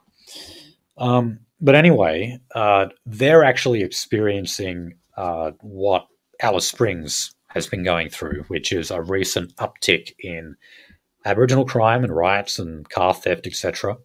And they're actually directly blaming that on abolishing the cashless debit card, where their money was quarantined.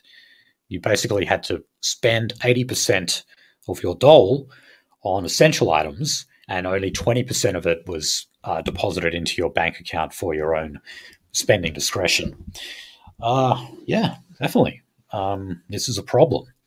We saw upticks in crime in all of these areas. And not just that, but, the removal of intervention era laws like dry zones, banning porn and those kind of things. That's initially what led to that huge spike in violence in Alice Springs. Was getting rid of those as soon as they had the opportunity to get as much alcohol as they wanted and be as belligerent as they wanted and be on as much drugs as they wanted, what did they do immediately? Do all of the above. Right. Absolutely. So yeah, I mean, just add Seduna to the list of where this is happening. We usually, when we read these stories out, we talk about Western Australia and the Northern Territory. So not to take anything away from everyone else, we know you have your own Aboriginal problem too.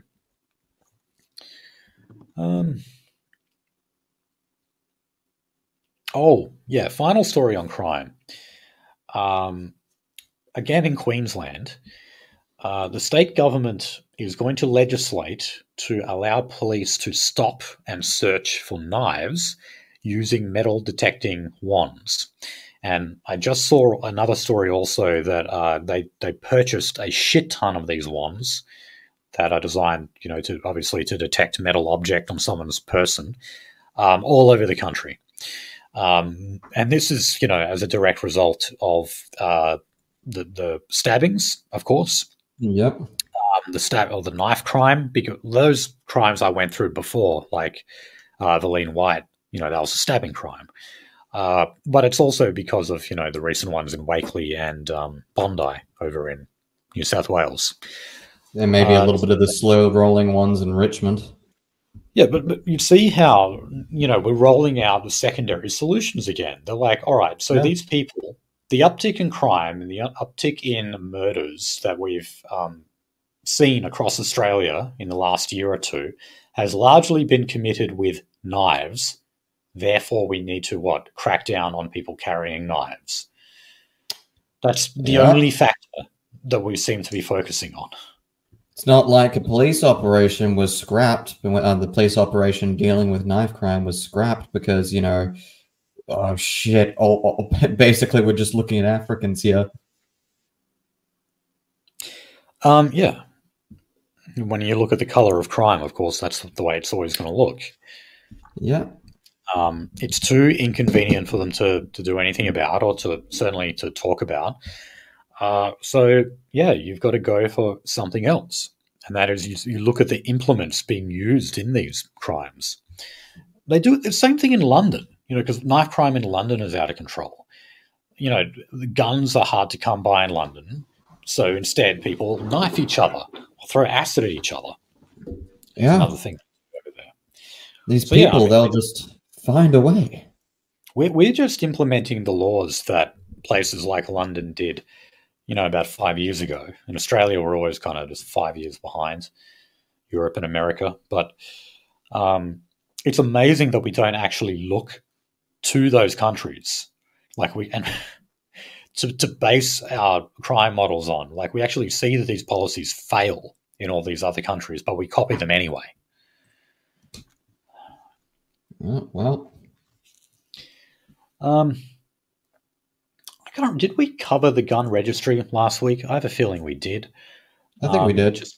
I think we did, but yeah, look, in case you missed it, the government's putting $161.3 million into establishing a digital registry. Other states and territories have to kind of catch up because some of their data is actually done, I'm not joking, with pen and pencil. They hadn't digitized it. So part of that money is helping the states and territories sort of upgrade those networks. And then, yeah, if you're a gun owner, you're going to have to be put on this registry. So the government is always watching you. Okay, let's move back to federal issues. And in defense, Richard Marles, our defense minister and deputy prime minister, has unveiled $100 million in support for Ukraine. So that Australian funding is going towards drones, air defense systems, and power generators. And Richard Marles was actually just in Ukraine, where he met the prime minister and defense officials. So there we go. Pissing up more Australian money for no reason. Yeah, I was going to say, does this war end when the entire male Ukrainian population is dead? It looks like it. I mean, if it just keeps going in the direction that it is, you're at least going to approach a situation very much like that. And I guess that means Ukrainian mail-order brides would be even easier to come across, considering there'll be a vast shortage of men over there. I worked with a guy who actually who basically had one of those. Oh boy! I mean, they're not actually mail order brides. I mean, that would be sexual slavery. But he did go through the process of getting her into the country, getting her a visa, and then marrying her and everything. And he showed me a picture of her. She was quite nice looking, I must say. And this guy was in his early 40s, and she was only 29. So damn. You can kind of punch above your weight if you go. Well, don't worry. She's a Slavic woman. He's got about 2 more years before she looks about as old as he does. Yeah, that's true. But yeah, I mean, guys, see, if you get real desperate, don't go to the Thai brides. All right, remember you have a Ukrainian alternative. You can kind of still do it with Russia, but Jesus fucking Christ. There's that one kind of 5 out of 10 looking dude. He does vlogs and etc. He's just talking about how the read between the lines was my Russian wife's family only tolerates me because I make more than their entire family unit combined in US dollars. Oh yeah, there's no doubt that's a factor in it. Yeah, I mean, well, isn't Ukraine actually the poorest country in Europe? Oh, dude, I have to go to some Balkan one. I have to be Romania or some shit. Maybe, but I heard it is Ukraine. Oh, I could be wrong, but okay. Anyway, are you out here washing horses for 5 RON? 5 RON. Yeah, the Romanian currency. Sorry, I'm not familiar with Romanian economics, really. I'll give you a hint. It's based around theft. It probably is. Well, I mean, don't they have the largest gypsy population in the world? Yeah. Oh, the Yeah. Santa Romanians will steal shit too. There was literally a massive bust that happened because like the Romanians had set up like a logistics line to go into Austria and steal BMWs that they could take to chop shops in Romania and flip. And they set up this massive logistics center of like fucking like car trucks and whatnot, like literally this entire operation just to steal BMWs. Oh shit. Well, yeah. Yeah, I had a friend who went to Hungary a few years ago, and he came back and he basically said Hungarians aren't white Oh yeah. because of the scams that were going on, and also he just said like people coming up asking for money, like when they clearly didn't need it. You know, like people pretending to be unemployed and just engaging in cynical panhandling. And he came back and he was like, "No, those Hungarians are fucking dodgy, man." No offense to any Hungarians out there. Just an anecdote I thought I'd share. Okay, last story in defence was there's a potential takeover of Australia's largest defence company called Austal, and that is being proposed by a South Korean company. And it has actually been given the green light by Richard Marles. So yeah, the Korean defense minister confirmed that the country is looking in participating in AUKUS, but also in purchasing our largest defense manufacturer. Interesting. Fuck. South Korean defense. The Samsung's behind this. You reckon? Yes.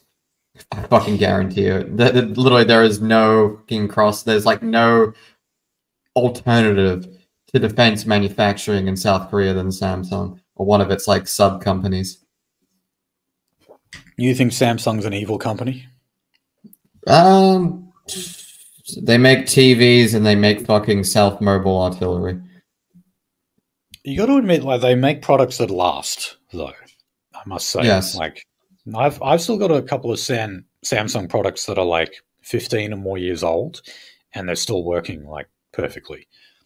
It's just about as shocking as the time like that Samsung made military hardware. Like me finding that out is just about as shocking as when I learned that Glock, the handgun manufacturer, sells horse semen. They do? Yes. The fuck do people buy horse semen for? Artificially inseminating your horse. Okay. Not like Mr. Hands or something. No. Yeah, so Glock, if you want a handgun, we got you, and if you want 100 gallons of horse cum, we also got you. Okay, well, let's before anyone throws up, let's move on to national security. Okay, now, pretty big story actually came out here. Back in 2020, ASIO and ASIO's director Mike Burgess. This was back in 2021. Said that there was a large spy network ring operating within Australia, and they were kicked out. Now, back when he mentioned this, he didn't actually say what country they were from or what they represented or anything like that. Well, now we know they were Indians, and they were part of the ruling Indian government. Of the Modi regime, which the ABC keeps saying is like a neo-fascist Hindu nationalist regime. They're really just neoliberals. Yeah. Yeah, so this was, a nest of spies that had successfully cultivated and recruited an Australian government security clearance holder who had access to, quote, sensitive details of defence technology. Now, government figures have now confirmed to the ABC, I'm just reading this from the ABC, that India's Foreign Intelligence Service was responsible for the nest of spies, and a number of Indian officials were later removed from Australia by the Morrison government. So there you go. They just really wouldn't tell us about it at the time. And by the way, something I didn't put in the prep, but India has effectively expelled an ABC journalist. So I think it was a South Asia correspondent, which is, basically just the India correspondent for the ABC. The Modi government refused to extend their visa, and so they've been put on a plane back to Australia, I assume. And that was because, the journalist put out a tweet saying that the government told her, I think it was a woman, that she had crossed a line. Now, this comes after, I think it was Four Corners. It was some, extended story or like documentary report on ABC where they were talking about India's spies around the world and how they're specifically going after Sikh separatists.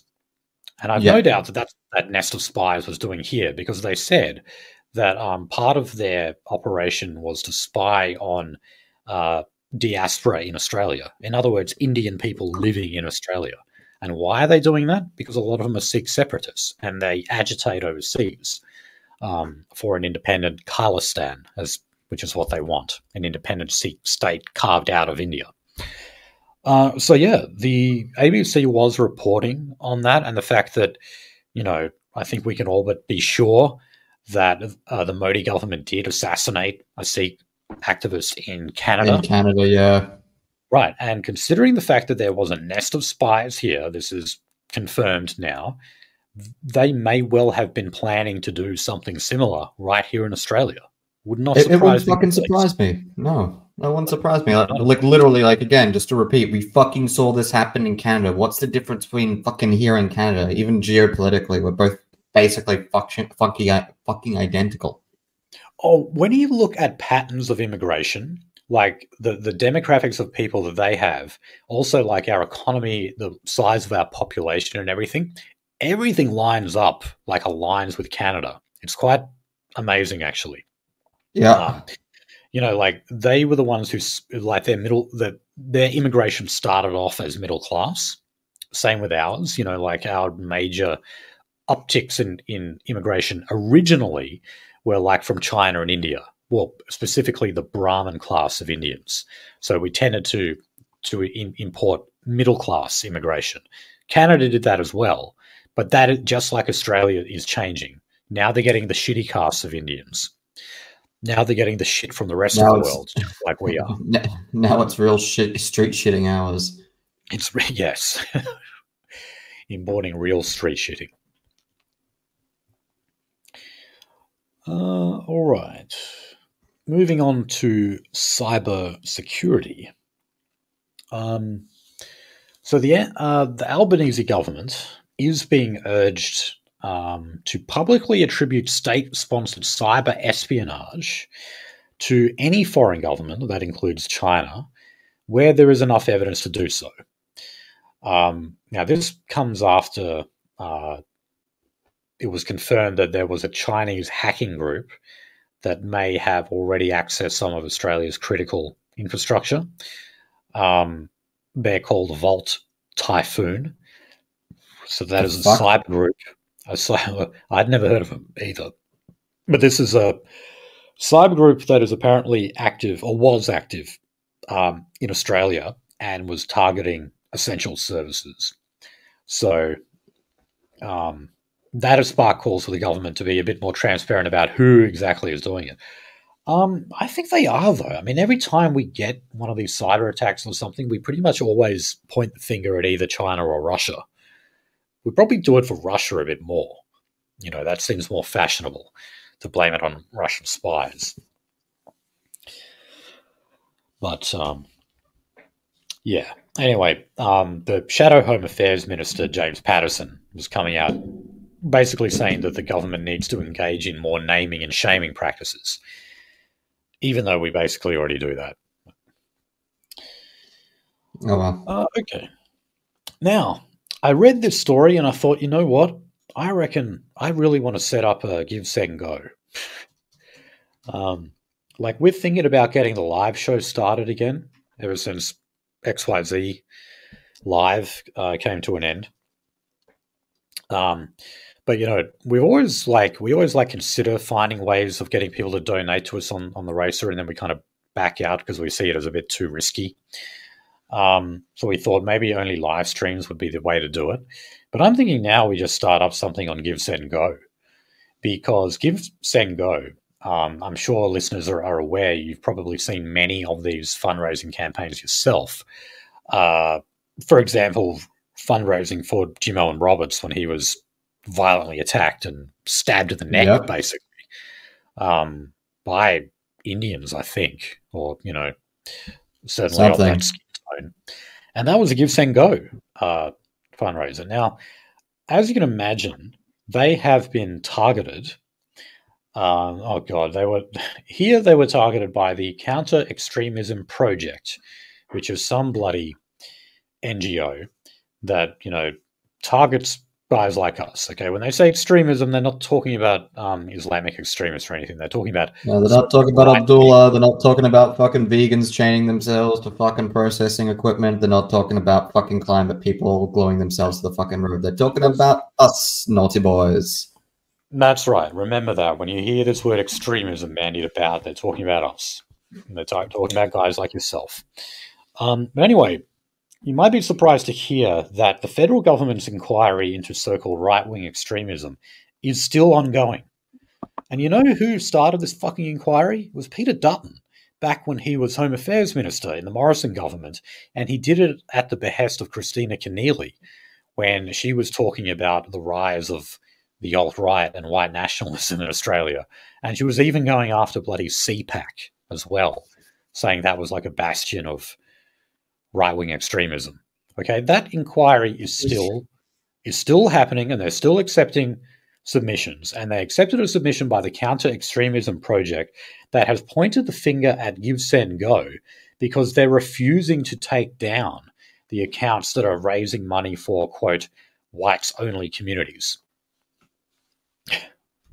And there's other ones. There's been a few. So yeah, good on them for doing that. That does not mean that they are Nazis or they are right-wing extremists or, to put it in our own terms, white nationalists. Doesn't mean that they're our guys, so to speak. But so far, they are actually standing up to the pressure and the media coverage, demanding that they, just like other platforms like Patreon, actually take down those campaigns and those fundraisers. But they're not doing it. Great. So maybe that's where we need to be, Nolsey. We just need to set up a fundraiser on there. Give me the shekels. Oh, yeah. Give me the shekels. But no, seriously, I think the live stream stuff would be fun, though. Yeah. Like we did think about attaching a bank account to Odyssey, for example, but we don't really trust them, the people who work there. So, yeah. All right. So we did get a report back on the Optus outage last year, where you did have around 10 million people, which is almost half of Australia's population. Optus, of course, being the second largest telco in the country. And other telcos that, use their services too. Yeah. They're also a huge supplier of internet. Anyway, this report, I believe, made 18 recommendations. I was called the Bean Review. Makes it sound like Mr. Bean was at the head of this. So it had a look at what was wrong, and where you actually had a number of Australians who could not contact 000 at the time.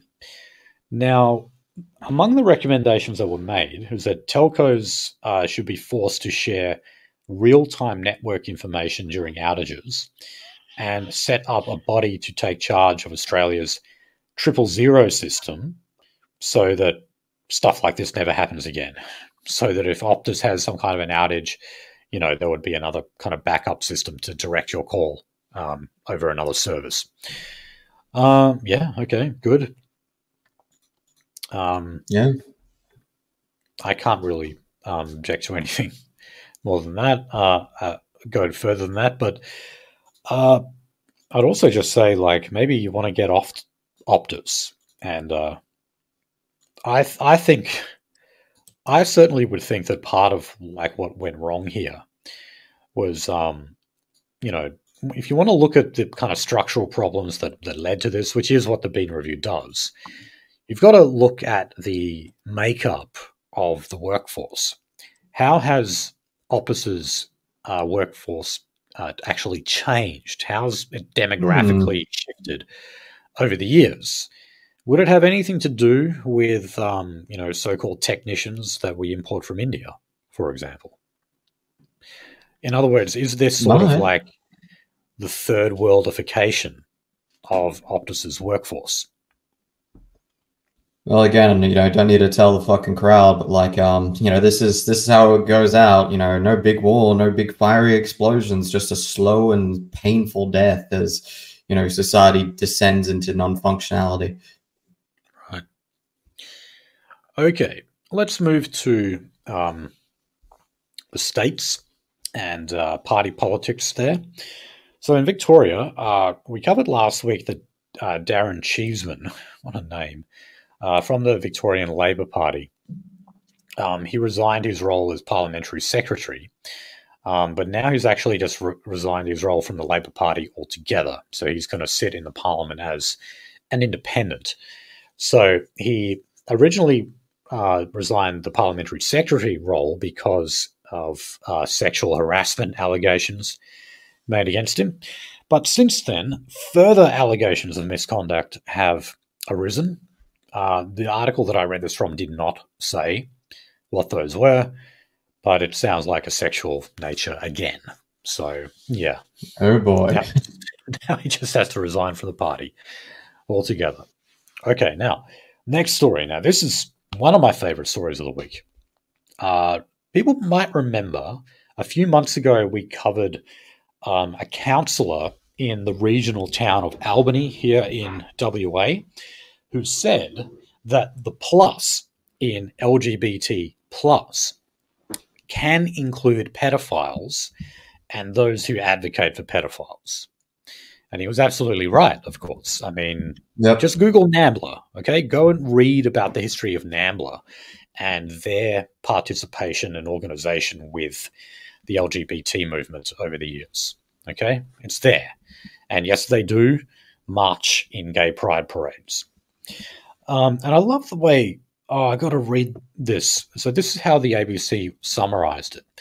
An Albany doctor and local councillor who incorrectly claimed people sexually attracted to children were part of the LGBTQIA plus community has won a local Liberal Party pre-selection. That's right. Oh, can you feel the hate? Can you feel the seething? Those words, even though typed out on the keyboard, came through tightly held teeth. Yeah, so this guy, Dr. Bruff, where is his first name? Don't you hate it when they do that? Thomas Bruff. Who? Yeah, he's a local doctor. He's a local councillor, member of the Liberal Party. And when we covered this story at the time, where he made these comments, we actually talked about how he did have plans to run for pre-selection for the WA, the state party, Liberal Party. And I have to eat my words now, because at the time I said to him, good luck, mate, in getting that, because now that you've made these comments, that's going to make you persona non grata, and the Liberal Party is not going to touch you now. You might keep your role as a councillor, but there's no way you're getting pre-selection. Well, I was wrong. I did. And I'm really surprised because... Happy to be wrong. Happy to be wrong. We're always happy to be wrong here. And I mean, last week we actually read out what was also somewhat of a surprising policy shift, was that the Liberal Party in WA also now officially opposes the use of puberty blockers. Now, albeit they only said for people aged 16 and under, but still, it's a start. It is a start. And, it also comes off the back of a report came out of the National Health Service in Britain that basically named a whole bunch of medical risks and complications that come out of transition surgeries, treatments, whatever the hell you call them, for children. And guess what? They were all bad. Okay, basically didn't identify anything positive about it.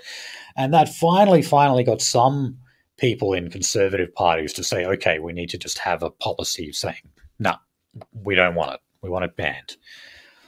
So is the WA Liberal Party actually somewhat pushing back on militant LGBT activism? Are they doing that? Maybe. But, if history is any guide, whenever they do take approaches like this, they pretty much end up back where they were before, after not too long, after there's enough of a public pushback or vocal minority pushes back, I should probably say. There's a better way to word it. Jesus fucking Christ. Okay. So let's go. Oh, that's actually all we have from party politics in the States. With those two stories. So we'll go to the Federal Liberal Party now. Now, Alex Antic, he is often named as like the maverick senator for the Liberal Party. He's from Adelaide, obviously represents South Australia, and he represents the Conservative faction. He was harsh on lockdowns, on the LGBT agenda to an extent. He has been very critical of the ABC for promoting things like Drag Queen Story Hour and, actually having sexual deviants read out children's stories on the ABC, on Play School and the like. So in that stuff, he's all right. Well, he was in Perth, actually, the other day. Oh, boy. So this was an event where... what was this? Okay, so the event was called Guardians of Liberty, Safeguarding Our Freedom. Okay, so you can tell this is fairly typical conservative populist stuff. And, even though, people are over things like vax mandates and all that kind of stuff, but there's certainly other issues. And people, I guess, mistakenly think that a senator, a maverick like Alex Antic, can provide the solutions and be your warrior in the parliament for you. I think it's obvious to know what my position on that is. But anyway, the reason why I'm reading about this is because you had, well, let me quote from The Australian, an anti-Israel campaigner and a vocal supporter of Vladimir Putin were among those to attend a Liberal Party event in Perth last week featuring Senator... Oh, yeah. Right. Okay, was a girl there. Yeah, she was there, wasn't she? Anti-Israel campaigner. And she's the one they have the feature photo of in this story. Was Maram Swisley. Maram Swisley is also known as Syrian girl, partisan girl. Yep. We all know her. It says her social media accounts have almost 400,000 followers and has been described as a Kardashian wannabe trolling for Assad. And the vocal supporter of Vladimir Putin is Adrian McRae. I don't think he's as well known. So he's a Port Hedland councillor who is an avid supporter of Vladimir Putin. So they're just highlighting this because they're saying that Alex Antic is sort of attracting these fringe dwellers. That pair, they said, photographs that were taken at the event had Syrian girl and this guy, Adrian McRae, photographed with Nick Goiran, sorry. Nick Goiran is also of the Conservative faction, so-called, and is understood to be a major power broker in the WA Liberal Party. So, going by this and going by the pre-selection story that we just read out there of Thomas Bruff and going in against puberty blockers, like all of this stuff now being Liberal Party policy, is certainly going to cause people to say, hey, wait, it's like, the kind of schizo right, radical, conservative, hard right are they becoming ascendant in the Liberal Party? Especially considering that they have to rise from the ashes. They've only got 3 members in the lower house.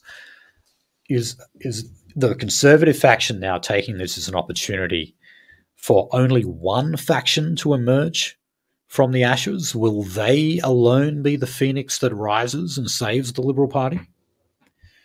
Schizo right ascended on, in Liberal politics in Australia. Drew Pavlo most affected.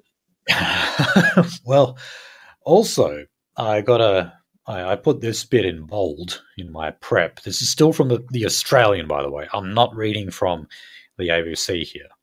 Alex Antic, who in 2021 accused the ABC of being institutionally anti-Semitic, said he did not know the duo or how they came to be at the event. So they actually asked him about this. Like, what was Syrian girl doing at your event? Oh, jeez. But no, Alex Antic is not going to save you, and no, we're not going to see some like religious hard right emerge in WA. We're not.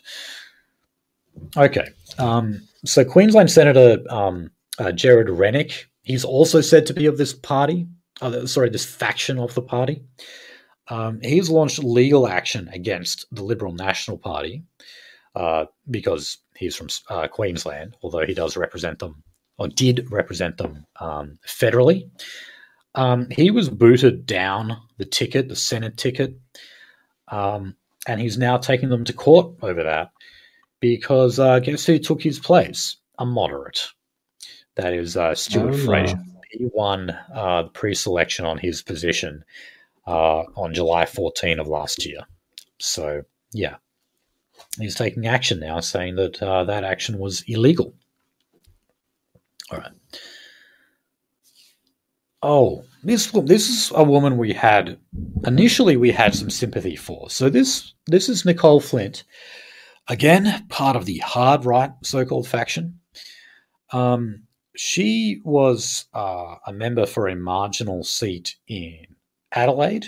She actually held it for 2 terms, and she was targeted by get-up campaigners. They were doing things like actually spray painting her office. Were they stalking again? Yeah, I was going to get to that. But they also I can't remember what the words were exactly, but it was something of the lines of slut or whore or something. Like they blatantly vandalized her office in Adelaide. But yeah, also they were calling her house and following her from her office all the way back to her house. These were get-up, Labor and Green aligned campaigners who were doing that. And it got basically no media coverage at the time. Barely none. Yeah. Now, what was so sickening, or maybe disappointing is a better word, is that like we were going out to bat for Nicole Flint a little bit at the time, talking about how, this was genuinely a case of a politician having to resign because of real harassment that was coming from the militant left. But then, unfortunately, she hopped on the bandwagon of saying that women in politics are marginalized and harassed for the very reason that they are women. It's like, oh my God, why did you have to put it that way? Can't you say, no, this is the militant thuggish left? I mean, she did sort of do that. But why did she have to then go and confuse the message with it being a problem of sexism? The fuck? She did. Oh, women having a fucking women moment, unfortunately. Women in politics is the biggest fucking mistake we've made. So look, for those reasons, because of the so-called sexism in politics, really it was because of this fucking get-up activists. He should have been put in jail. I mean, that is just blatant stalking and vandalism, what they were involved in. They should have gone to jail for that. But anyway, that's why I immediately guess stalking.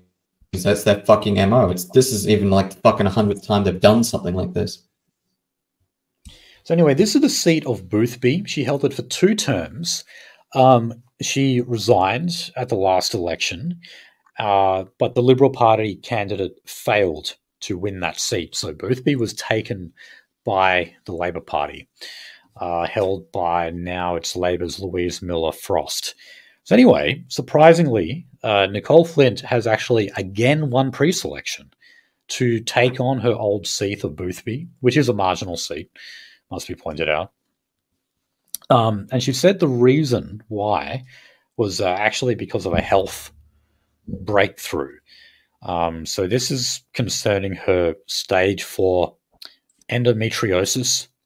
Apparently, she is on the mend and recovering from that illness. So she feels like she can get back into politics now. Well, yeah, I mean, I don't know. I don't know much women about in politics is fucking I was going to say women in politics is bad enough. And women in politics post endometriosis, which causes fucking like massive hormonal swings. Oh, does it? Yeah. Oh no. Yeah, it's basically like these like cysts or like fucking like growths on the like the external lining of the uterus and or fallopian tubes. But yeah.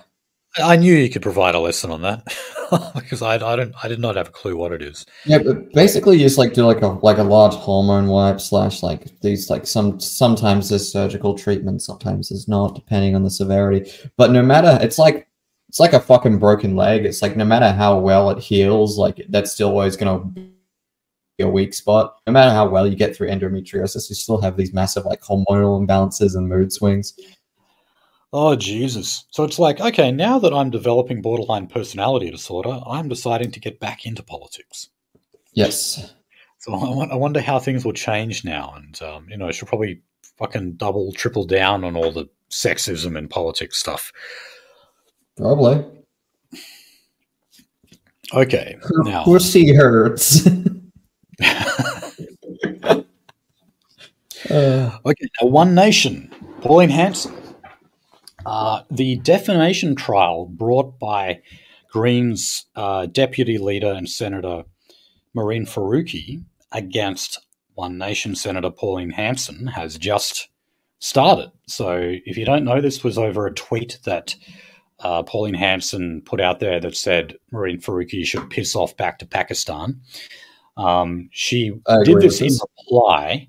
This was in response to Maureen Faruqi basically dancing on the Queen's grave when she died and said, like, she refused to celebrate a woman whose empire was based on blood and stolen land, words to that effect. So, yeah, this has started. Fucking Pakistani. Right. And Faruqi is claiming that Pauline Hanson violated, of course, what else? 18C of the Racial Discrimination Act for this tweet back in 2022. Now, Sue Chrysanthou is the one representing Senator Hanson. You heard her name before? You probably would have. She was the one who had previously defended Kristen Porter in a recent hearing, like she was forbidden from doing so. She also represented Lisa Wilkinson in the defamation suit brought by Bruce Lehrmann. She is definitely one of the highest paid and most sought after lawyers in the country, no doubt about it. And yeah, she's been very busy.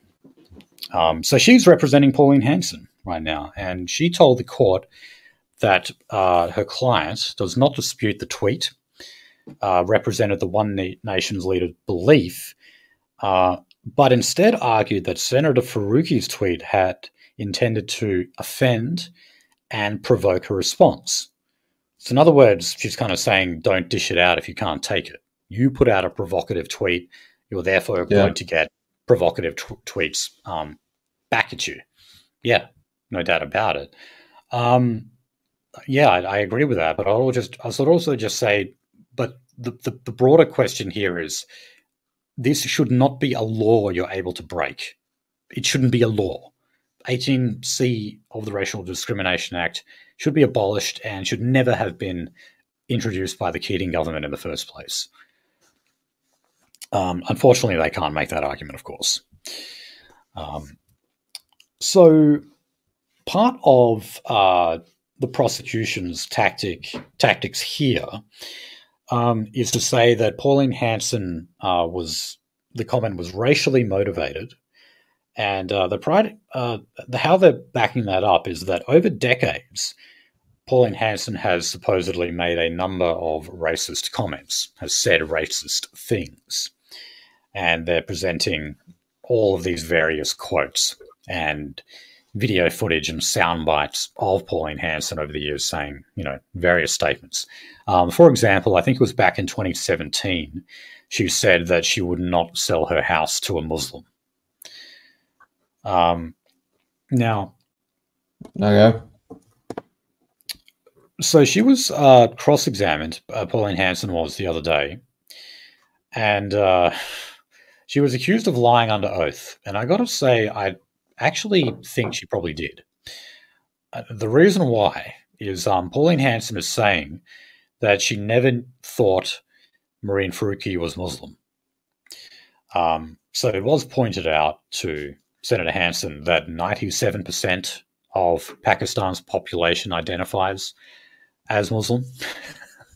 Yep. So therefore, particularly for a political leader of a minor political party in the federal Senate, it would be pretty hard to believe that she didn't believe there was at least a chance of Faruqi being a Muslim.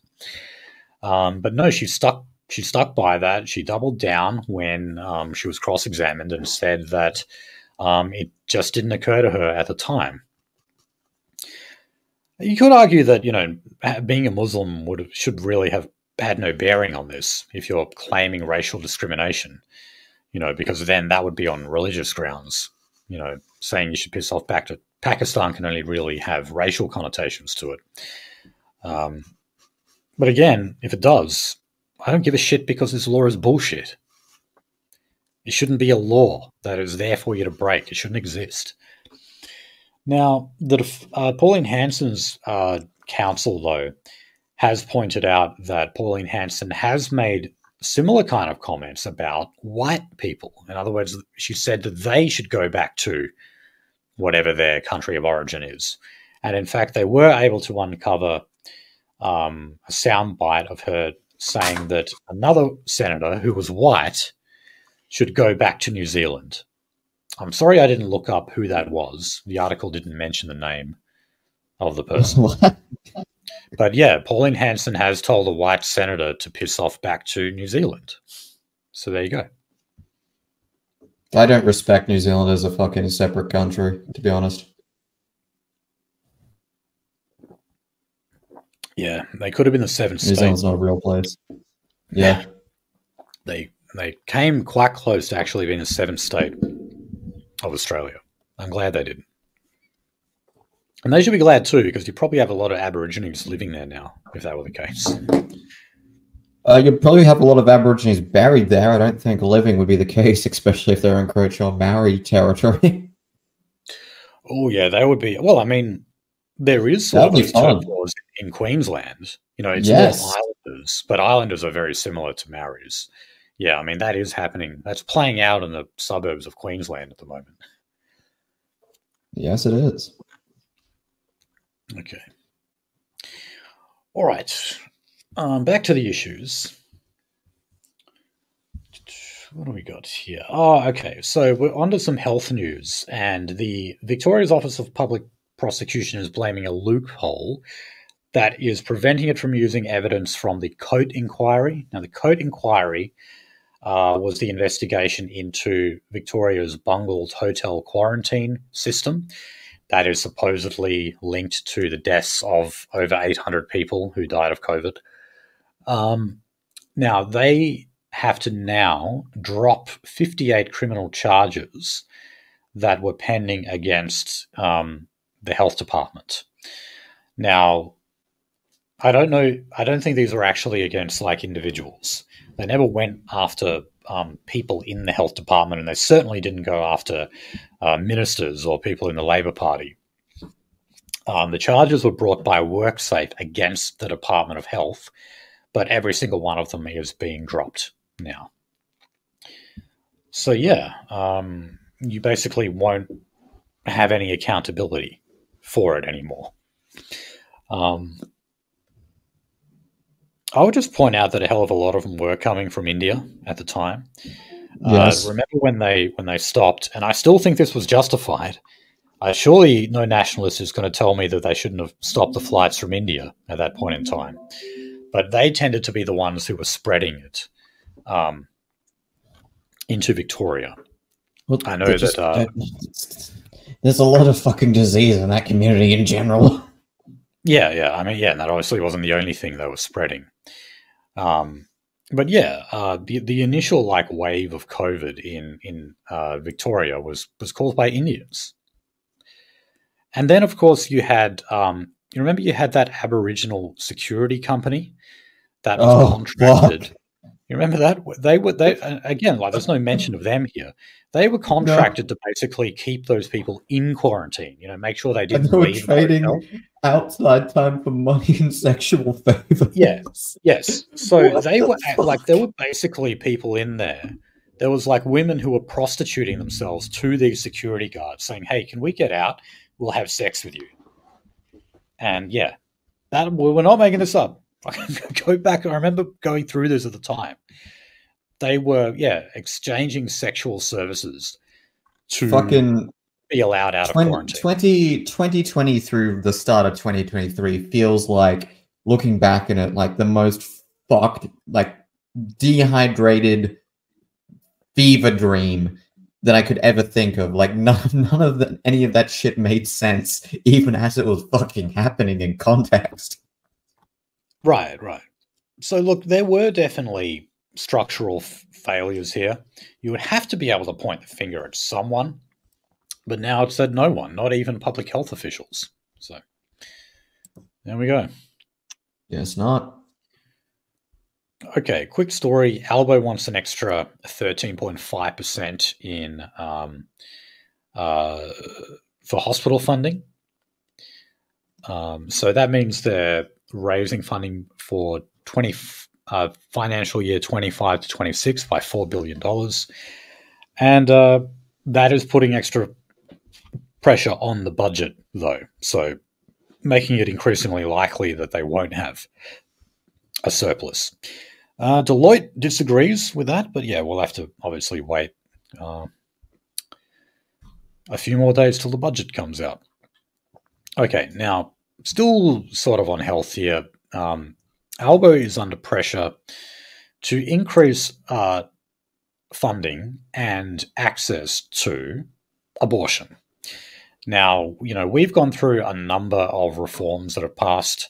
The most recent ones, of course, being in WA, where it has been made easier to access an abortion, including up to 5 months, where the fetus is up to 5 months old. It used to be that you basically just couldn't do it. Now you can without the permission of doctors who give you that permission on medical grounds. That is, the pregnancy is life-threatening. Now you can just have it if you want it. Simple as that. Yeah. But activists are not happy with that alone, because they say that the federal government isn't taking part enough. So they're saying that because this largely falls under the ambit of states, and abortion laws do fall under the ambit of states, that they've basically been left alone here, including when it comes to the rollout of funding and services. So yeah, they're not happy with the fact that you can kill a 5-month-old baby. Therefore, the government should come in to streamline the process even further, provide more access, more services, more funding. I like how evil we can very, very quickly become. We have. Oh, okay. Now, maybe you've heard of the Maple Leaf House in New South Wales. So this is a regional medical centre that is responsible for helping people transition sexes, including large amounts of teenagers, of youths. Oh boy. This really blew my mind when I read this. The Australian newspaper, that is, revealed on Monday that Maple Leaf House has no data on how many children it is putting on hormone therapy or what their sexes were at birth. And that is despite the fact that they are taking in the vast majority of New South Wales teenagers who want to change gender. I just want to read that again. They have no data on how many children it is putting on hormone therapy or what their sexes were at birth. Now, believe it or not, this was actually uncovered by a New South Wales Labor MP called Greg Donnelly. He sought basic numbers under the Freedom of Information laws, and then he discovered that there were a total of nil documents when running a search for the records to check on the details of those children. Can you believe this? They literally have been keeping no data, no records of the teenagers. How many of them were put on these fucking hormone, puberty blockers and hormone treatment and God knows what else? Something fucked is happening. Yeah. Now, dare I say that there's a motive behind it? Because, Jesus, that is not just some sort of management oversight, like clerical error or something.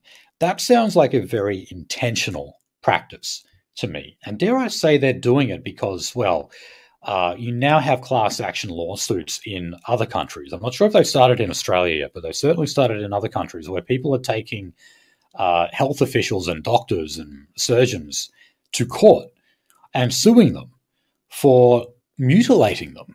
You know, because a lot of these kids are adults. They're adults now. Yeah, they absolutely should. And, you know, they were a victim. They fell into, you know, this terrible fad, if you want to call it that. And then they had their lives irreversibly changed by these medical interventions.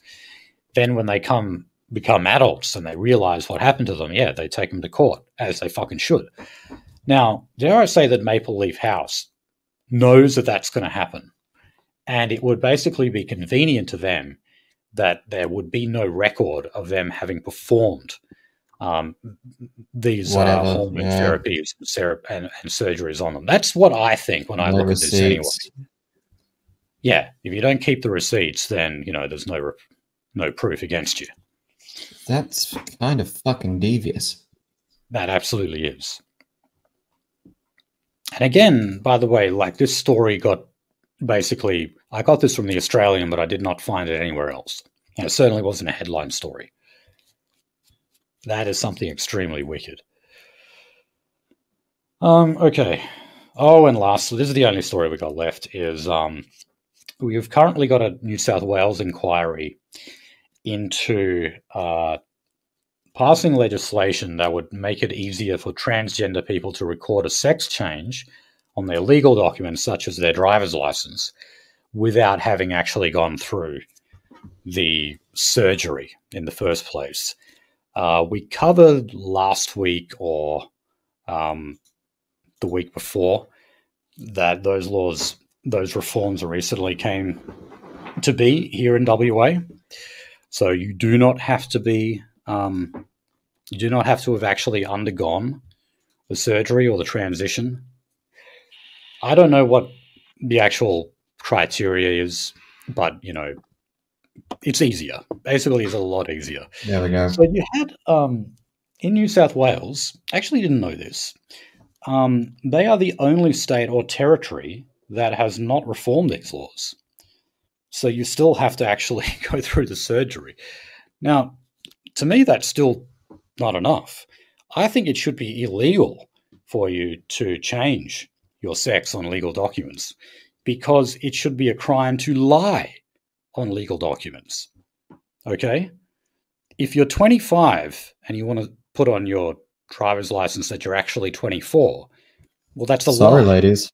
And even if you identify as a 24-year-old, you should not be allowed to do that. So even if you have gone through gender transition surgery, no, you should not be allowed to legally change your gender, because it should not be allowed to lie on a legal document.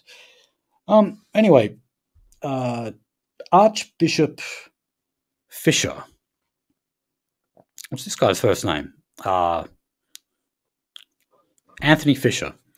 He was less than a minute into giving his evidence before this inquiry, before he got disrupted by a trans activist who calls themselves Quay-Quay. That's right. And Yeah, let what me the just fuck?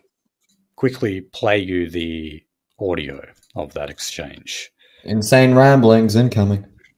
We sympathise with all efforts to discourage or forbid unjust discrimination against LGBT people.